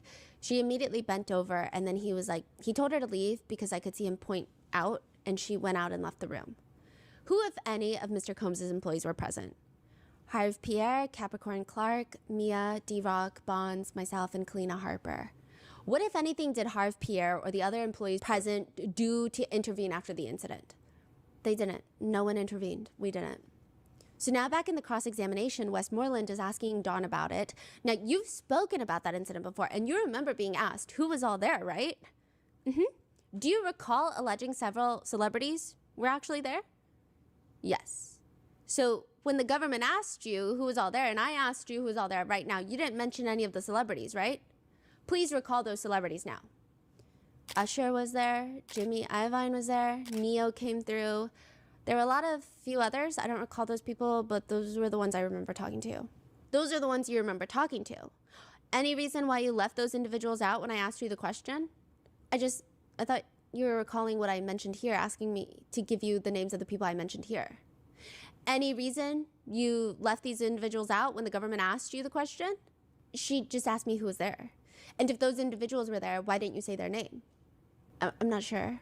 So this part, I didn't quite grasp. It felt like in the direct, she did mention that a few other celebrities were there. She did tell the government that. Oh, she say boom, boom, boom, boom, boom, and then a few others. Yeah, like a few celebrities were there. Okay. But she didn't mention them by name, and the government did not ask her to elaborate. I also don't think that if I were Dawn, I probably wouldn't want to bring a bunch of celebrities' names in, because anytime a celebrity name is dropped in this trial, it seems like there's headline news, a spawns of TikToks and conspiracies. And so I get it. Like, I don't think, maybe she's trying to do them a favor of not mentioning their names unless she absolutely has to and is going to commit perjury. So this part I didn't really understand. Yeah, but for Westmoreland, this is another opportunity for her to discredit her, right? Yeah, Westmoreland moves on to her next point, where she asks Dawn Richard of all the times she saw a gun near or on Sean Combs, but she states that it was never mentioned to prosecutors during the 8 interviews she's had with them. And out of 8 interviews, you didn't tell the prosecution, hey, I saw a gun. It was at the studio at Daddy's house. That's the studio name. You didn't tell them that? I answered what was asked of me. They didn't ask you any detail? That wasn't asked at the time. Well, when you say at the time, I'm talking about 8 times. Well, that's the government's fault if they didn't fucking ask. Okay, thank you for that. I feel like Combs is getting a lot of confidence from this cross-examination. So this actually takes place Monday. Tuesday, he comes in. He's like in the best mood of his life. Really? How that so? we've seen so far. Just like lots of more interactions with the jury. He seems very upbeat. He seems like he's got like a pep in his step. And I feel like maybe a lot of it is coming from this. Even during Nicole Westmoreland's cross, he is more frequently looking over at Nicole Westmoreland and probably the jurors sitting right behind her. One point, he even passes a note to Mark Agnifilo. Mark Agnifilo reads the post-it, looks back at Sean Combs, and just smiles and nods. It feels like it's not an actual note. It feels like, hell yeah, and then he's like, hell yeah. Like, George Hammond, what have I missed of new here? I'm watching a Rotten Mango video because Stephanie Sue here is allowed as a member of the press in the courtroom during Diddy's trial. And she basically gives us like updates. She gives us like 3 to 4 updates per week so far of what is happening in court. She has all the transcript and she has like 2 other people with her. She has a whole team taking notes, and basically she's kind of giving us a rundown / resume of what is happening in court, and also some of her own personal impressions. So welcome. that's the feeling I got. I mean, it could be not. It could be something else, like I'm hungry and he's smiling, and I don't know. But it just felt like that. Wow. You never saw Mr. Combs do cocaine, right? Objection. That's sustained. I'm asking, have you ever seen Mr. Combs do cocaine? Yes, you have. Okay. Was there a time that you told the government in interviews that you've never seen Mr. Combs do cocaine? Oh my I don't god. recall. Let me help refresh your memory. Can you please pull up Doc 3574006? That is so bad. Can you take us to page 7? This is for the parties. the First bullet government's point. fault. Can you highlight that? Miss Richard, can you Does please... she recall these pages like instantly, or does she have to look for it and then She probably memorized call it them. out? She looks down to read it, but she's not like flipping through her pages. So a lot of the other cross-examinations, and to be fair to Esteveo, her cross-examination of Cassie Ventura was 2 days long, but Yeah. a lot of it was like... Going through. And then it was like, wait, what are we moving on to right now? Like, I don't even know what this question is in reference to. Like, I don't know what timeline you're asking this of Yeah. Cassie. But with Nicole Westmoreland, I mean, she's like just glancing down, looking for the numbers. That's it. She's prepared. Did that refresh your memory? It did. So I'll ask you again. Isn't it true that you told the government that you've never seen Mr. Combs do cocaine? At the time, I hadn't recalled. No. I'm Oh, sorry. At the God. time that you did the interview on October 31st, you hadn't recalled that. No, I hadn't. But the government asked you about Mr. Combs' drug usage, right? They did. And you didn't say to the government, hey, I don't know. No, I didn't say that. You told the government, Mr. Combs, I've never seen him do cocaine. That's what you said? Yes. And you would agree with me that your testimony has changed on that. Oh my It god. has. I mean, you would agree with me at this point that your testimony's changed on quite a few things. I think as time progresses, I get better with knowing it because it was so long ago. So you would agree with me that as time progresses, your story changes? Yes. And isn't it true that you've never actually seen One Stop sell drugs? Okay, so One Stop is the drug dealer that would allegedly drop by the studio to sell drugs, and it's inferred that he's called One Stop because he's a one-stop shop. He even sells Plan B and like Advil, along with cocaine. So there's that, a whole CVS and an alleyway on one person. And isn't it true that you've never seen One Stop actually sell drugs? No, I've seen One Stop sell drugs. Who did you see give One Stop money? That varied. It could be an assistant or it could be Puff giving the assistant money to pay for it. You said could be. I'm not asking you to speculate. That's not allowed here. I'm asking you to answer the question if you know. Yeah, I've seen him give money, an assistant give money to One Stop, and he would give drugs. Can you please pull up document 3574015, page 2? This is just for the parties. Isn't it true that you had an interview with the government, right? And you discussed One Stop? They asked you questions, they meaning the government, and whether you had witnessed One Stop selling drugs. Isn't it true that you told the government that you never saw anyone give payment to One Stop? Yes. Oh my You didn't God. know who paid for the drugs. Correct. This is Right. terrible. So when you testified today in front of the ladies and gentlemen of the jury that you saw One Stop sell drugs, that you saw Mr. Combs pay him for drugs, that was a lie? No. So you agree with me that what you're testifying to today is different than what you told the government in that interview? Correct. Another story change? Not a story change, but yes, different. Ms. Richard, I don't know the exact count, but at this point, you would agree with me that we have several story changes. Objection. What is the Sustained. objection for? Let's talk about your testimony in reference to how threatened you felt by Mr. Combs. You were scared? Yes. Very. So, Ms. Richard, you separated in 2011, meaning you went on as a solo artist, right? Correct. And you were no longer around with or around Mr. Combs, right? Wait, And I mean, 2011? you being pretty scared and so fearful. Wait, 2011? Bitch, that was like 15 years ago? 14 years ago? I can't do math right now. Brothers, wait, she left Diddy 2011, which means that all of this, like, she happened around what, 2009, 2010? Bitch, I would not remember either. 15 years ago? I wouldn't remember shit. That's crazy. No wonder her story changes. It's not like it happened like fucking 2 years ago. That shit happened over 15 years ago. Oh, it still doesn't make it look good though. It doesn't make it look good at all. At all. That is, again, I blame the fucking government for that, because they should have questioned her better, they should have prepared her better, and they should have seen this coming. The fact that they didn't prepare her for that and they didn't see it coming is disgusting, and that's 100% the government's fault. They should have known better. They literally should have known better. That's their job, to know how the freaking defense is going to question their own witness. And they didn't see this coming? That's crazy. Nah, this is terrible. In fear of your life after 2011, you were away from him, right? Correct. And I'm sure you being pretty fearful and scared of him, that once you were able to get away from him, you definitely wouldn't want to come back, right? Correct. But you would agree with me that you actually asked Mr. Combs to come back, didn't you? No, not to come back, no. They pull up a text message thread just for the party, so we don't get to see it. Isn't it true that Mr. Combs didn't just reach out to you? You reached out to him? Correct? So you weren't just responding in kind, you were initiating conversation. Dawn tries to bring up the fact that, yes, she did reach out to Sean Combs multiple times after she left in 2011, but it was mainly because she was either trying to get in contact with somebody else, or she mentions that Kalina Harper was going through some things and maybe they wanted to get Diddy Dirty Money back together. So she was doing it more so for Kalina Harper versus like, I want to spend time with this guy. Like, that's kind of what it is implied during the testimony. Westmoreland brings up Dawn's solo career and how when she was part of both Danity Kane and Diddy Dirty Money, they're getting platinum for songs. And since she's gone solo, you've released over 100 songs? Correct. And you would agree with me that the songs that you've released haven't reached the levels of success as Dirty Money and Danity Kane. To me, no offense, but you agree with that, right? Correct. And you agree with me that you actually asked Mr. Combs to sign you as a solo artist before I left. So there's this whole debate and back and forth about why would you, if you were so scared for your life, if he had threatened you and said people go missing back where I'm from, then why would you even want to work with him? And it just is like a continuation of this back and forth. And there's a lot of parts in the cross-examination where it just feels like a lot of power play. A lot of bullying. Feels like, holy shit.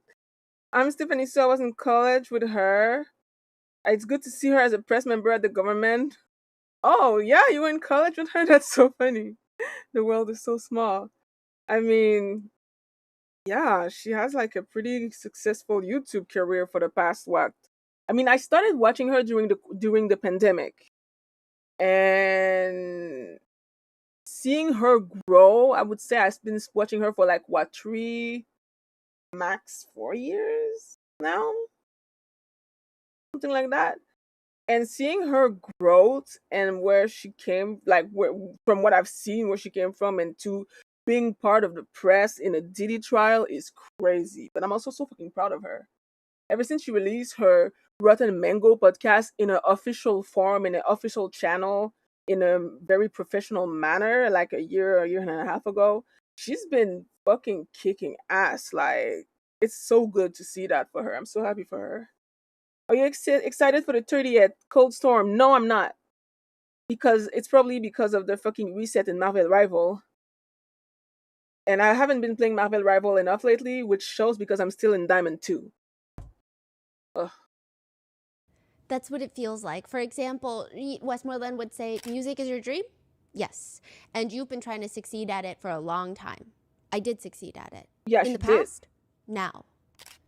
Like, it just, like, in the moment, I know when I say it, it doesn't seem like a ooh, it doesn't seem like a power play, but I think in that moment there was a level of tension. It was a level of, like, there was so much tension in that courtroom during the cross-examination. I think this was probably the most brutal. That's the word that I hear most people say in the hallways.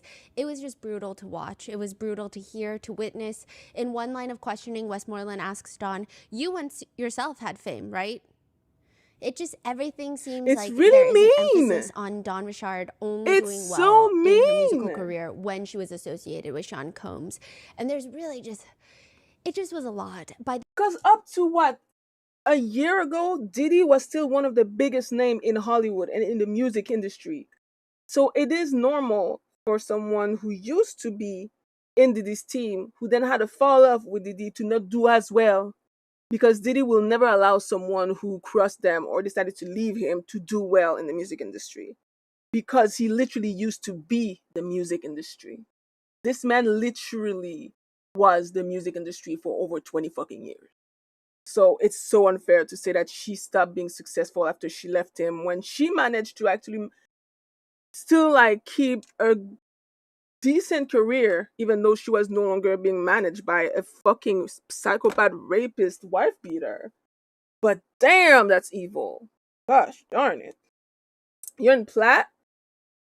Well, I won't be satisfied until I reach my Grandmaster title back. At this point in the cross, most of the jurors aren't even taking notes. They're not even looking at Dawn Richard, but at Nicole Westmoreland. At one point, there is a brief sidebar, and I'm watching the jurors, two of them, from our perception. They look at each other, their eyes are wide, and they're like nodding, kind of. It gave the, damn. It could have been something else, but it looked like that to me. Even after the sidebar, Combs, he's not even paying attention. He's just pouring himself a water. It feels like he believes thinks he won Westmoreland that. has it down pat already, and there's nothing more. Once he's done pouring his water, he's pivoting his entire body towards the jurors, and Westmoreland continues her line of questioning about the lawsuit. And that after Dawn Richard read Cassie Ventura's lawsuit, she then filed her own lawsuit. So Nicole Westmoreland is trying to make it seem like a money grab, like a cash grab. And shortly after Ms. Ventura filed suit, you filed suit yourself, right? And it is your want to get a lot of money from Mr. Combs, correct? No. So you're not filing a lawsuit to get money. I'm filing a lawsuit to get compensated for the work that I've put forth. And you would agree with me that your definition of compensation is money. Bitch, yes. I have no further questions. There is this incredibly long sidebar where Dawn Richards looks incredibly uncomfortable. I mean, the whole thing, everybody's looking uncomfortable. And during this sidebar, okay, so right behind the defendant is a sketch artist on that first pew. And then the second pew is a family friend, because the family, that's usually reserved for the family, but they're not there. So no, I haven't, a lot of George. the family friends have been sitting in that pew, and he's like looking at the sketch artist trying to do a thumbs up. A court officer was passing by, and so the family friend is peering, trying to look over the sketch artist's shoulder at the sketch. The court officer is walking by, so clearly they see the sketch, and the family friend looks up at the court officer and does like a thumbs up towards the sketch, as in, is the sketch good? And it's just so interesting that the family friend puts emphasis on the sketch. Christian Combs, one of the sons, also had a moment with the sketch artist that we noted in beginning of the trial. And so I just wrote in my notes, does defendant get pissy about sketches? Because some of these sketches have not been favorable to the defendant. So it's just interesting to see And what did the officer do? The court officer did a thumbs up, and then so my researcher and I, we fully pivoted our bodies to try and take a look at the sketch. It was not a thumbs up sketch, so I'm not. No, I think the court officer was just trying to keep everything peaceful. Damn. But it's very interesting, this strong level of intrigue coming from the defendant's side about these sketches. This has been very fascinating. For the redirect after the cross-examination, the prosecutor goes back up, and I will say it's the prosecutor, they're not going to be aggressive in any of these because right now it's the government's case in chief. All of these people are either government witnesses or they're subpoenaed by the government. I do believe when it's the defense case in chief, the prosecutors are going to be a lot more aggressive, grilling a lot of the witnesses when they are in the cross-examination spot. So naturally, the prosecutor is just trying to rehabilitate the testimony and the witness's credibility. So during the redirect, she's asking clarifying questions of why did you now decide to talk about it? Like, what's going on? Why did you try not to think about all of the events? Because that's why Dawn is like, yeah, I'm trying to remember all of these things, but it happened so long ago. And for so long, I just tried to suppress the memory of these. And she says, because it was a hard time. It was a bad time for me and a bad environment for me. Can you describe the process for the jury of trying to recall these events that you've tried to forget for so long? They don't all come back immediately.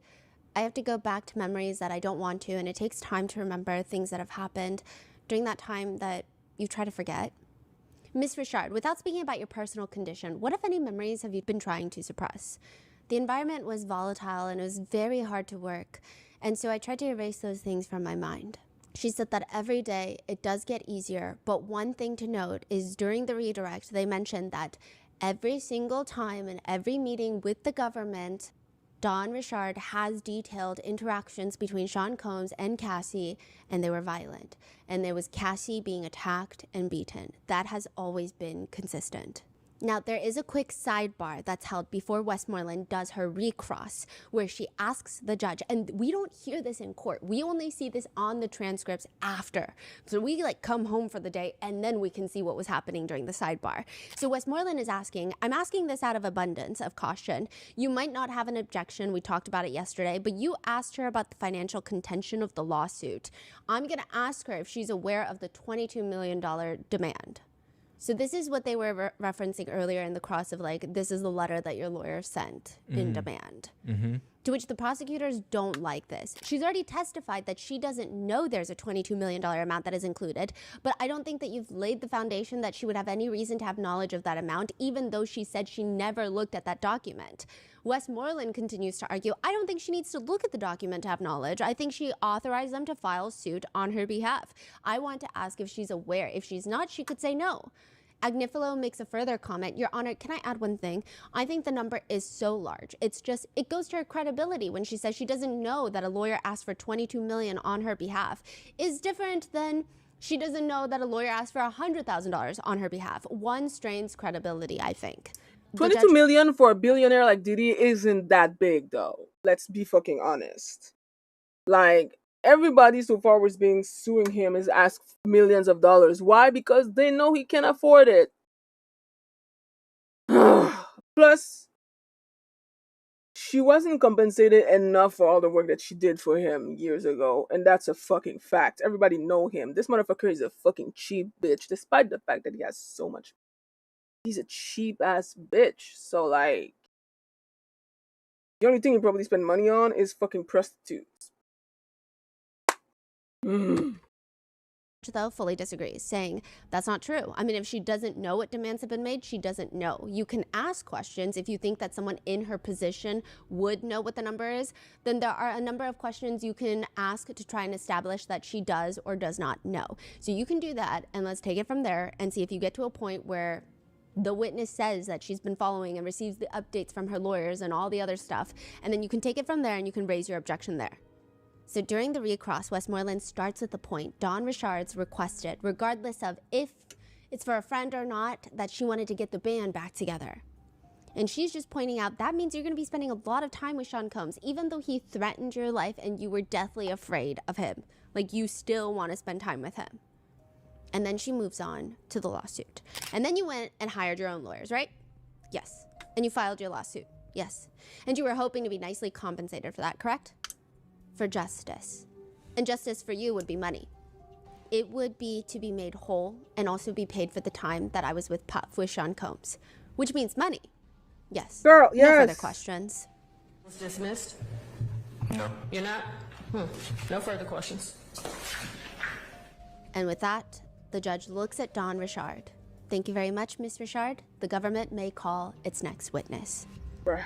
Wow. How long did the whole thing last? Like a full day, half a day? I would say not even half a day. Oh, Wow. wow. But it was intense. It was very intense. It was probably the most intense cross-examination. I did hear a lot of people, okay, so the press line and the public line are outside of the courthouse near each other. And I was listening to members of the public. I don't know why I'm always eavesdropping, okay?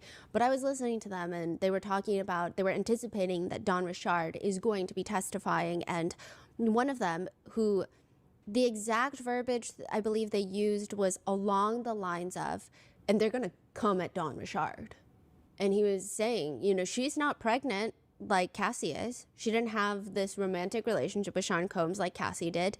And she is a darker skinned black woman. Like, they're gonna come at her with everything they've got. Wait, who said this? A This public? was a black man that was in the public line. Oh. And so I thought that was very interesting insight that I maybe would not have come to that conclusion before the testimony. And I don't know why. I just kept thinking about it during the entirety of the testimony. And then I don't know if I was thinking too much into it because, you know, it's very easy to start going into conspiracies when you're sitting in that courtroom for 8 hours because there's so much going on and then your mind starts running. But I was thinking about that. And then I was thinking about, it is interesting that Mark Agnifilo was originally supposed to do the cross and then he didn't. So I thought maybe that had something, but it was very interesting that that was pointed out. I don't think that was insight that I would have had going in. It definitely But not it something that did you would have make talked sense about. once I was in there to some degree. So I guess the question is, what are your thoughts on that comment? Do you think that has anything to do with how the cross was handled? Because Black it women are was always treated genuinely like one of the more intense crosses. garbage. So I'm not surprised. The darker the berry, the sweeter the juice, but also the bigger, Starting the your bigger own the business is like embarking hatred. on an adventure where you suddenly need to become an expert in everything overnight. When my family and I started Grandpa Mango's limited edition artwork, it was a lot. One day you're the marketing department, the next day you're trying to figure out inventory, and somehow you also expected to be a web designer, customer service representative, a shipping expert. Finding the right tool was the cornerstone for Grandpa Mango Studio. It's truly the difference between drowning in tasks and thriving in your business. For millions of entrepreneurs just like me and you, hundreds of ready-to-use templates and intuitive AI tools, you can build beautiful online presence that perfectly captures your brand's personality and style. No coding or design degree required. Sign up for your $1 per month trial and start selling today at shopify.com/rotten. Go to shopify.com/rotten. Shopify.com/rotten.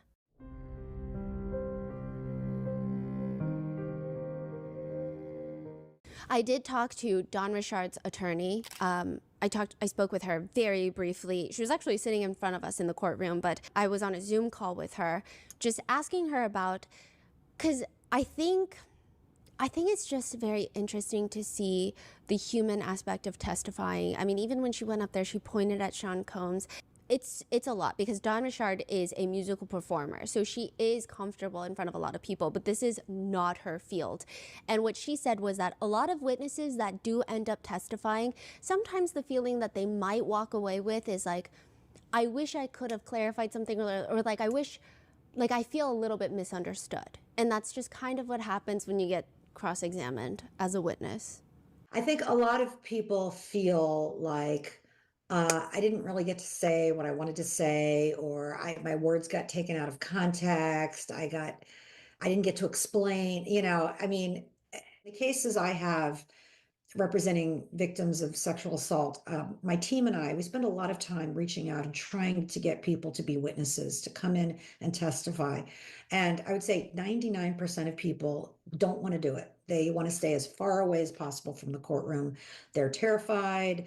They have every excuse in the world. They say yes, and then they don't show up, right? It's just very, very difficult. So those who do show up, we have to understand how hard it is and how brave it is. And they're not, I mean, Dawn is just one of them. So it must have been incredibly frustrating for Don Richard after that type of cross, where it, like, the speed of that cross was also crazy. Like, I don't think I would have been able to even think before answering. And it's like there's some sort of expectation when the speed ramps up to keep up with the speed. So I can see how that was very daunting. And then as they were walking out of the courthouse, Don Richard and her attorney, Lisa Bloom, they were getting harassed. Outside the courthouse, it's a bit of a circus. There's some very disturbed people out there screaming and yelling at witnesses, unfortunately, just as they're walking from the courthouse to the car. And then there's kind of the more normal journalists. Yeah, how big is Diddy's dick? Whoa. Wow. I get the 10 million now, man. Monetization. Oh my God, I hate people. I want to get my ass beat for 10 million. Isn't it freedom of speech? You have freedom of speech? Yeah, I mean, I imagine it was a very difficult experience. Jesus. But there are lots of mixed netizen comments, with one reading, Don Richard was complicit.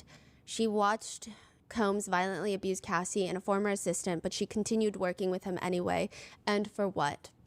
I can't name a single Don Richard song. But another one reads, she was terrified to tell what he did because she didn't want to go missing. What do you not get about that? There are points during the day where Sean Combs looks like he's about to fall asleep, which I do write in my notes. How much caffeine does he get? One would hope that he does not have access to other drugs and stimulants in prison or jail, but coffee-wise, how much does he get? I'm looking at the MDC commissary list because I know that the inmates only get coffee on the weekends with their breakfast. But on the commissary list, it lists Colombian coffee. You can only purchase 3 at a time. And then there's another one that says decaffeinated coffee. But then I go on Reddit, and a lot of people report that the coffee in these jails that they sell at the commissary have barely any caffeine. They don't want the inmates to be awake. They don't want them to be stimulated. And so I see him, he looks like, to me and to my researchers, he looks like he's kind of falling asleep at certain parts. Now, for this next witness, at least in the beginning, Sean Combs appears to be very invested because it is Cassie's former best friend of 17 years, Carrie Morgan. Carrie Morgan was the one that was at Cassie's house when the Intercontinental Hotel incident happened. So when Cassie went home, Carrie Morgan was there. When Carrie Morgan walks in, Combs does stare and follow her with his eyes, which is intriguing because if you remember from Cassie's testimony, there was a text message admitted into evidence where Cassie says, it always goes back to, well, maybe Carrie would have been the better one to go after since I've witnessed more than once you realizing that she is way better fitting for you than I am. Yeah, it's So weird. Which was perhaps such he a was weird showing, text. displaying interest at some point, invested in Carrie Morgan. But when those court doors open, she walks in. He's watching her walk all the way to the witness stand. Prosecutor Foster walks up to the podium. They exchange good mornings, and she's clarifying statements. So they were best friends from 2001 to 2018, and now they don't speak. Their friendship ended in 2018, which is the same year that technically Cassie and Sean Combs also broke up for good. What, if anything, happened to you in 2018? Her boyfriend assaulted me. So Carrie explains that her friendship with Cassie ended because Sean Combs assaulted her, Carrie Morgan. Now, Carrie explains that she was also subpoenaed to testify. She doesn't want to be here. She doesn't want to testify. Like, I wrote that in my notes. She literally does not want to be here. What did she say? Just every response is like, she just does not look like, this is the last place she wants to be. She flew in, likely from LA, with her best friend who was sitting in front of us, and she just doesn't want to be here. I've moved on with my life and away from all these people and their problems. So Carrie met Cassie at a photo shoot. Carrie was 16, Cassie's 15. They hit it off. They end up living together in New York City at one point, doing the back to school circuit. That's how she describes it. So they would do the Target ads, JCPenney ads, like back to school, where they got the backpack with the little notebooks. They would do that circuit every single year. And she does mention later that Cassie was doing really well as a model. She was making, this is before the Me and You song came out. She was making, like, some years $250,000 a year. Cassie starts dating Sean Combs. She describes Cassie as, very confident, worked really hard, very successful as a model. And then she starts dating Combs, and the three of them start hanging out more. Prior to it, they didn't really drink or do drugs, but with, I guess, the lifestyle, they start drinking a little bit more. Maybe it's age, maybe it's the lifestyle, maybe it's Sean Combs. They do drugs with Sean. And when you first got to know him, what did you think of him? I thought he was very nice, extremely generous, also sort of intimidating and a strong presence. And as you got to know him more, how did those views change? You see that he had mood swings. Sometimes he would get aggressive, or he would just be upset instead of always having fun. What would he do when he was aggressive or upset? What would he do? Sometimes he would just yell at Cassie, or you could feel like he was mad. Carrie's explaining that after they start dating, Cassie lost her confidence big time. She lost her spark. She was not like the same Cassie. Carrie says even her body, she was always very slumped, kind of just bad posture. She just became like this. And she's hunching over, showing the jury. And the jury, a lot of them are heads down, like taking notes on all of this. The key points that Carrie Morgan testifies during her direct testimony is when Combs can't get in contact with Cassie, sometimes he would call Carrie. Some days he'd call Carrie 50 times. Some days he'd call her a few times. It really depends. Sometimes he'd send over an employee or have an employee call Carrie. 50 times is actually scary. Yeah, 50 times is like, I expect... She say 50 times? Yeah. Oh, that's actually scary. Like alarming. Not surprising. She said 50 times in a row. Yeah, that's not surprising. Wow. She did notice over the years that Cassie was building a frustration because she's constantly working on this music, but she's getting frustrated that it never gets put out. What types of things did you see him do to her? Hit her? Pull her hair? I've seen him kick her? Push her? She said on one of those occasions there was a bodyguard around, and she told the bodyguard, do something, because they can both clearly see that Cassie is getting pushed and kicked. And Ruben, the bodyguard, she claims he's not doing anything. And that particular assault on Cassie got so bad, the bodyguard Ruben does nothing. It gets to the point where Cassie and Carrie end up escaping out of the house away from Sean Combs, hiding on the steps of a neighbor's house, like laying flat on the stairs because their house was on an incline so that they couldn't be seen. And they said that they were laying face down on the concrete stairs for 20 to 30 minutes while they could hear Combs and the bodyguards just driving back and forth looking for them. Carrie says, I didn't know what to do, so I just wanted to stay there until everyone calmed down. Another event, Carrie says, happened while they were on vacation. She just hears screaming. Can you talk through the chain of events? What, if anything, happened before the screams happened? Cassie had gone to the bathroom, and then after a few minutes, Sean said she's taking too long. So he left me, and I was just in the bar by myself, and then a few minutes later, I heard her screaming. And how would you describe her scream? Like guttural, like terrifying.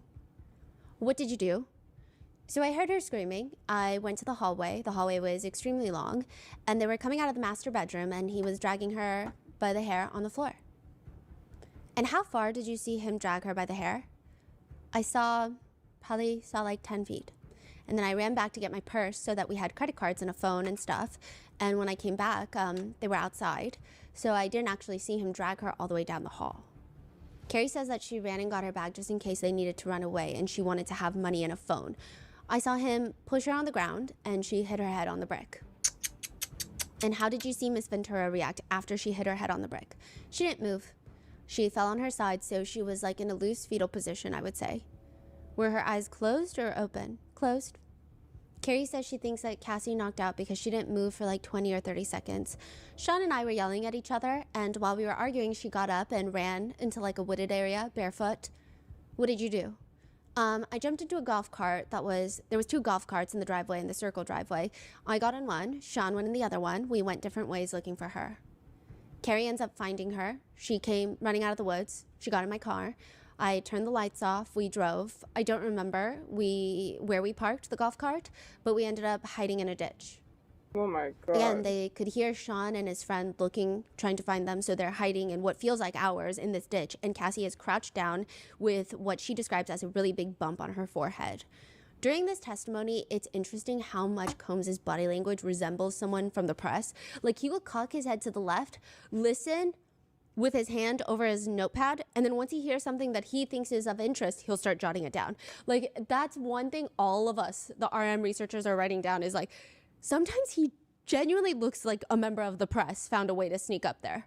The way he like takes notes, the way he cocks his head to listen to certain testimonies and then starts jotting down notes, which I know that doesn't mean anything, but it's just, I'm trying to paint the picture, I guess. Yeah. Because even the way that the other attorneys jot notes, I wouldn't necessarily say they look like a member of the press jotting down notes. Sometimes they look more serious, sometimes they look a lot more casual.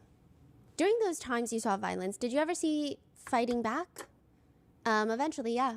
Can you describe what you saw from her? I don't remember, but I know she started fighting back. So throughout this trial, prior to this, we just had the Intercontinental Hotel footage, right? Then during the trial, we find out that there was a male escort in the hotel room during the day that this all happened. This was during a freak-off. Then we find out that when she gets home, when Cassie gets home from the Intercontinental Hotel, Carrie Morgan is there. So she walks in through the apartment door, quote, she had her hoodie completely covering her face, and she kind of like slumped down. She dropped her bags and she didn't say anything. She was just standing there. When she pulled her hoodie back, she had a black eye. Then 30 minutes later, Sean Combs comes to the door, and they know this because he starts hitting the door with a hammer trying to bust it open. What the fuck? How did you know this, Mr. Combs? He was yelling. I could hear him. There was a peephole that we could see through. She even says that she sees the actual hammer that he's trying to burst through the door with. What Meanwhile, the Cassie is hell? just fully numb. That's how Carrie describes her after the Intercontinental Hotel incident.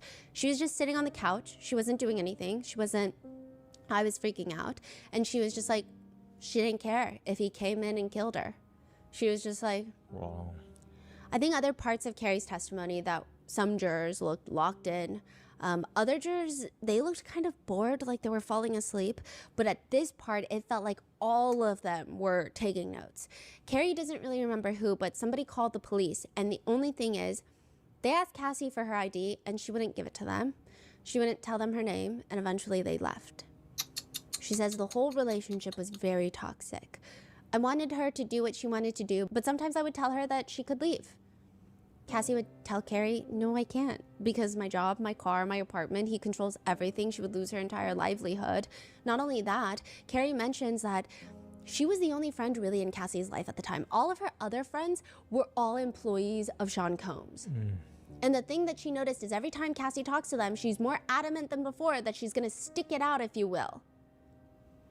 She didn't want to leave after spending time with associates of Mr. Combs. She would see some people that you could tell that they were convincing her that it's okay. But the incident that ruins their nearly 2-decade friendship is Carrie and Cassie are in Cassie's house in the Hollywood Hills. They're listening to music. This is in 2018. Cassie is using the restroom when Sean just comes into the house. Carrie says, I guess he had a key and she didn't know. So she was in the bathroom. She saw him come in and she locked herself in the bathroom. And I was in the living room and he came up behind me and choked me. And then when I got away, he boomeranged a wooden hanger on my head. What? How did he choke you? I'm not sure, but I had finger marks on my neck, so. What type of hanger did he hit you with? A wooden coat hanger. And what part of your body did the hanger hit you? Behind my right ear. Without telling me Mr. Combs' specific words, what did he express concerns about when he hit you? Who Cassie was cheating on him with? At the time, did you know what he was talking about? I had no idea. Carrie is trying to flee the apartment. She ends up seeing Combs' old assistant, Ryan, and she's telling him he's going crazy, like he's lost it. Ryan doesn't really do anything, just kind of shrugs. Carrie walks away, concussed from the wooden hanger. She's dizzy, throwing up. She has to go to urgent care. And this is the point where she's just over it. She gets an attorney. She plans on filing a lawsuit, but she doesn't. Instead, she meets up with Cassie at a pizza place in West Hollywood. Cassie offers her $30,000 to sign an NDA and not file a lawsuit. What did Cassie say when she told you about the money? She told me that she thought I was milking it, that I was over-exaggerating, and da-da-da. But she signs the NDA without even really reading it. There's no lawyers present. She gets the $30,000. This is the last time she's ever spoken to Cassie. This is where the friendship completely ends. She hasn't spoken to Combs since the wooden hanger projectile was flung at her head. Now, one very interesting thing to note is that during Carrie Morgan's entire direct, I keep writing in my notes, she does not want to be here. And I think even the way she answers, yes, she's answering the questions, but she's not, I don't think she even wants to be. I don't think she should be. But she's just very, this is what happened. I'm ready to leave. That's the tone that everything was. But when Mark Agnifilo takes the cross-examination for the defense, the best way our team could describe it collectively is he is incredible at disarming the witness. He's so good at building trust and rapport, not even just with the witness, but with the jurors too. He will make strategic jokes. At least in hindsight, they feel strategic. You grew up in Buffalo, you said? Yes. Came to New York for the vastly improved weather, and all the New Yorker jurors are laughing because it's been so cold and windy, and the weather has been honestly heinous going to the courthouse. All the jurors are smiling, and they can clearly relate. He also hates using the microphone, Agnifilo, I've noticed, and I've always wondered if he is literally just an old teddy bear dad, or Maybe if he's this a is theater strategic kid and because you it know how comes to off more project. approachable and just like, oh, clueless me, where's the microphone?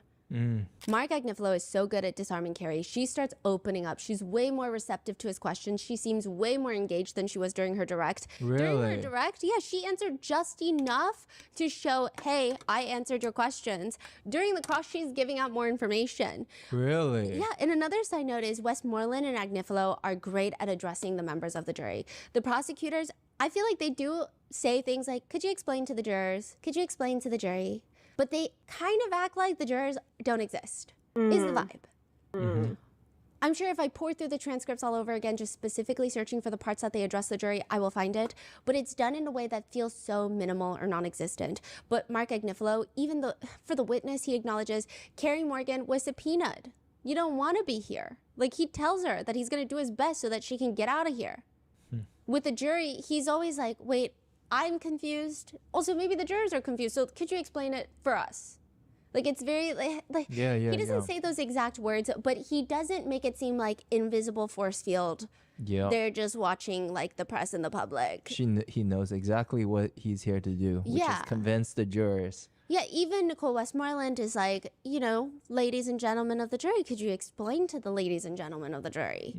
So it feels very like a three-way conversation almost, instead of like, I'm invisible and you're just acting like I'm not here type of feeling.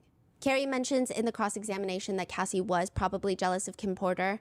She was jealous because she could never go to the New Year's Eve parties. Also, a bunch of celebrities get name dropped in the cross-examination. In one giant group picture, Keke Palmer is in the picture, so her name comes up. But again, there's no sinister context, just she happens to be in this massive group picture with like a dozen other people.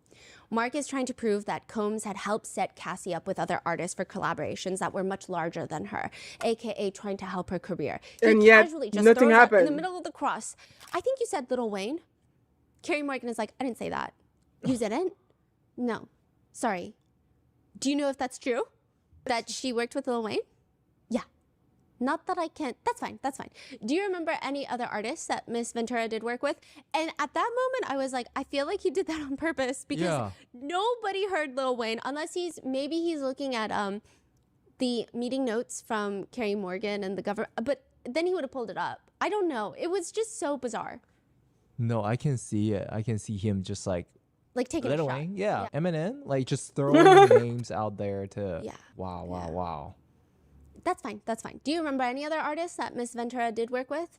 Yeah, French Montana, Fabulous, Too Short. I'm sure I'm missing a bunch, but she did a mixtape that had features on every song. But probably the biggest part of the cross was that Carrie Morgan says when the hanger incident happens, Sean Combs was wondering who Cassie was cheating with. And she said, I have no idea who she was cheating with at that time. But it turns out she was cheating on him with somebody? Yes. Okay, and at that time, at that moment, you didn't know who it was. I had no idea she was cheating on him. So it's kind of unclear whether or not Cassie was cheating or not. Not that it would in any way absolve anyone the guilt of giving a friend a concussion, but it's unclear. It just, in the cross, it made it seem like perhaps she was cheating, which I don't know. It did kind of feel like an aha moment when she said that. Wait, so wasn't Diddy always have multiple girlfriends?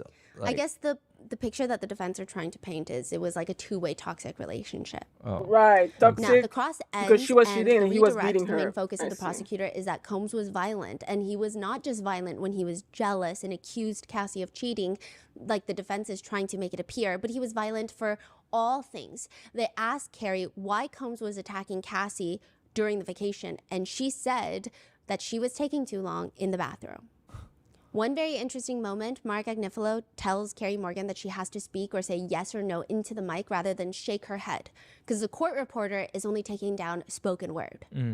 Do me a favor, if you don't say yes, he will hit me. Talking about the court reporter that's sitting right in front of her. I just thought it was an interesting choice of words. I don't know if it's strategic, could be not. That's Even weird. when he asks about the NDA signing and the $30,000 exchanged at the pizza place for the wooden coat hanger incident, Mark asks if there were any lawyers present, and he comments, because she says no, he comments, which is probably why the exchange got done. Withdrawn. So he's like making fun at attorneys and making fun at the situation of like, come on guys, you can't be doing these things without attorneys. Everyone was giggling. The press were giggling, the public was giggling, the jurors are giggling. It was very interesting. And at the start of the case, which feels like 3 years ago, but this was basically like a week ago, right? Michael B. Jordan was all over the news because he was listed on the people and places list for jury selection. It was said that Cassie and Michael B. Jordan dated briefly, which was confirmed by Cassie and now by Carrie Morgan. Carrie admits that Combs was jealous of Michael B. Jordan because while Cassie was in South Africa to shoot a movie, she was not dating Sean Combs. She was in the midst of talking to Michael B. Jordan. Now, in terms of the relationship, Carrie said she didn't really ever meet him or know anything about him, but she just knew that Sean Combs was jealous of him. Now, this is where it gets strange. We go from Michael B. Jordan, because he's brought up in this testimony, and then I go home, I go online after court, and everyone's like, Steve Harvey. And I'm like, what's happening? Everyone on the internet are making, quote, Steve Harvey and the diddler jokes. That's not me making the joke. That's the internet making that joke. The public timeline of what we kind of know, and we've briefly went over this in our 4-part series. There were sources in 2018 that stated and suggested, rather, that Lori Harvey and Justin Combs, Combs' second son with Misa Hilton, were dating. The next year, in 2019, Lori Harvey was linked romantically with Sean Combs, Justin Combs' dad. They were photographed vacationing in Italy with Steve Harvey and Marjorie Harvey, Steve's wife. Their relationship seems a little bit more confirmed but unconfirmed. Like, they seemed like, there's pictures of her kind of with her arm around him. It seems like they had some sort of close friendship or relationship. Lori Harvey has come out to categorically deny the allegations, stating that she never dated son and father. So it seems like perhaps maybe she only dated Sean Combs and not Justin Combs. But the next year in 2020, she starts dating Michael B. Jordan in a very public relationship that is confirmed by both of them. That's how people connect all of this. Now, some people are stating that Sean Combs dated Lori Harvey to get revenge on Michael B. Jordan for dating Cassie. But the timeline doesn't add up because Lori Harvey started dating Michael B. Jordan after she was pictured with Sean Combs.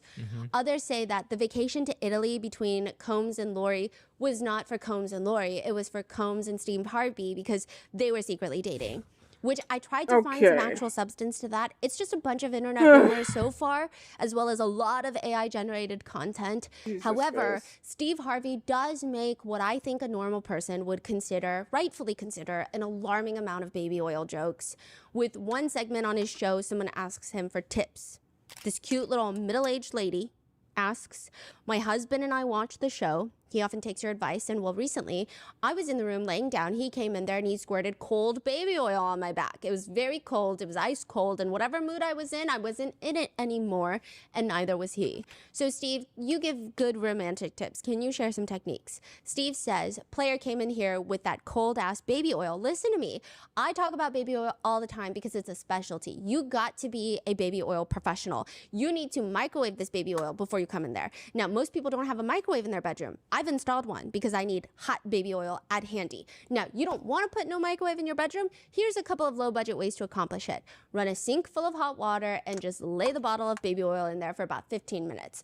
Turn it, let it heat up like that. Oh my God, don't ever, ever not include baby oil in your love life. You are missing one of the greatest inventions. Baby oil ain't really for babies. It's for your damn baby. In another episode, he's going over someone's vacation packing list where he says he's reading it. 3 bottles of baby oil. Whoa, whoa, my all-time favorite. Got to have that baby oil, baby.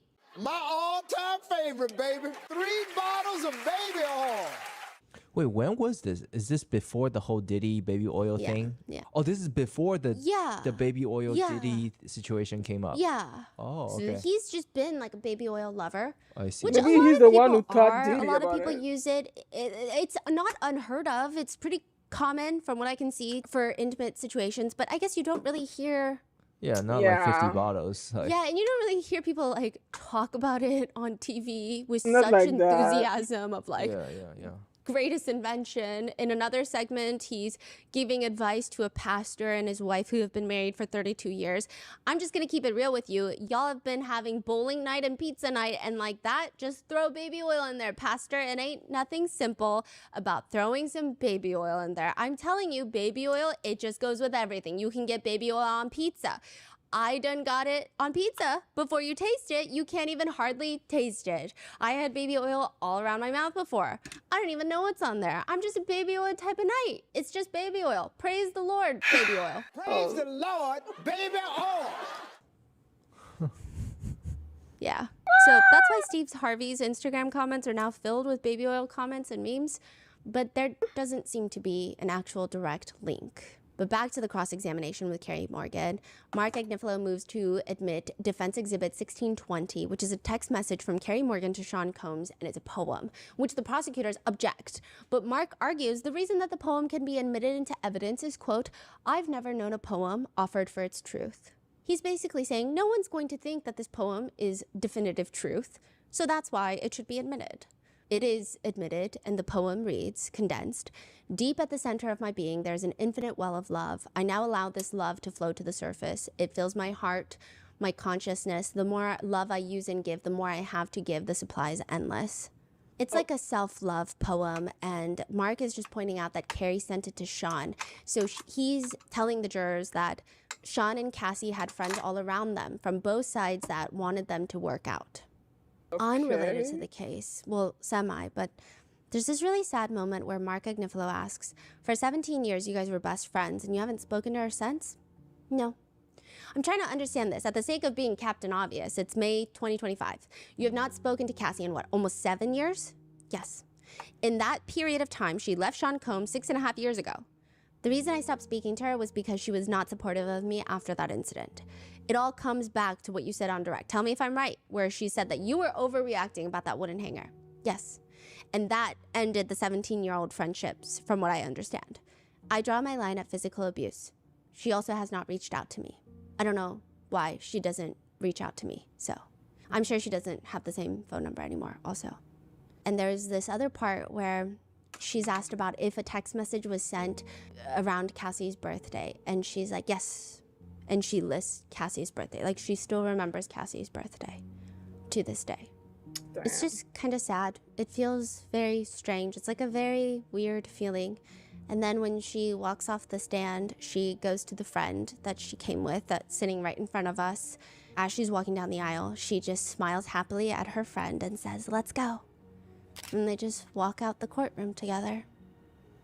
And that is the testimony of Dawn Richard, Carrie Morgan, and the new lawsuit filed against Sean Combs. Coming next, we're going to be going through Kid Cudi's testimony. Woo! I've been trying to save that one because Capricorn Clark is testifying, and she's heavily involved with the Kid Cudi situation of the blowing up of the car, the breaking into the house. So I thought it might be cleaner cut to combine those, as well as potential witness tampering, new hiring of attorneys that has been happening. Also, where is Gina has been a question that has been more or less spoken out in court by attorneys. So that's going to be a whole different, I'm trying to move some of these testimonies around because the government, they call witnesses based on schedules. And then sometimes it's like, there will be an HSI agent that's testifying. And then all of a sudden it's someone that's a friend.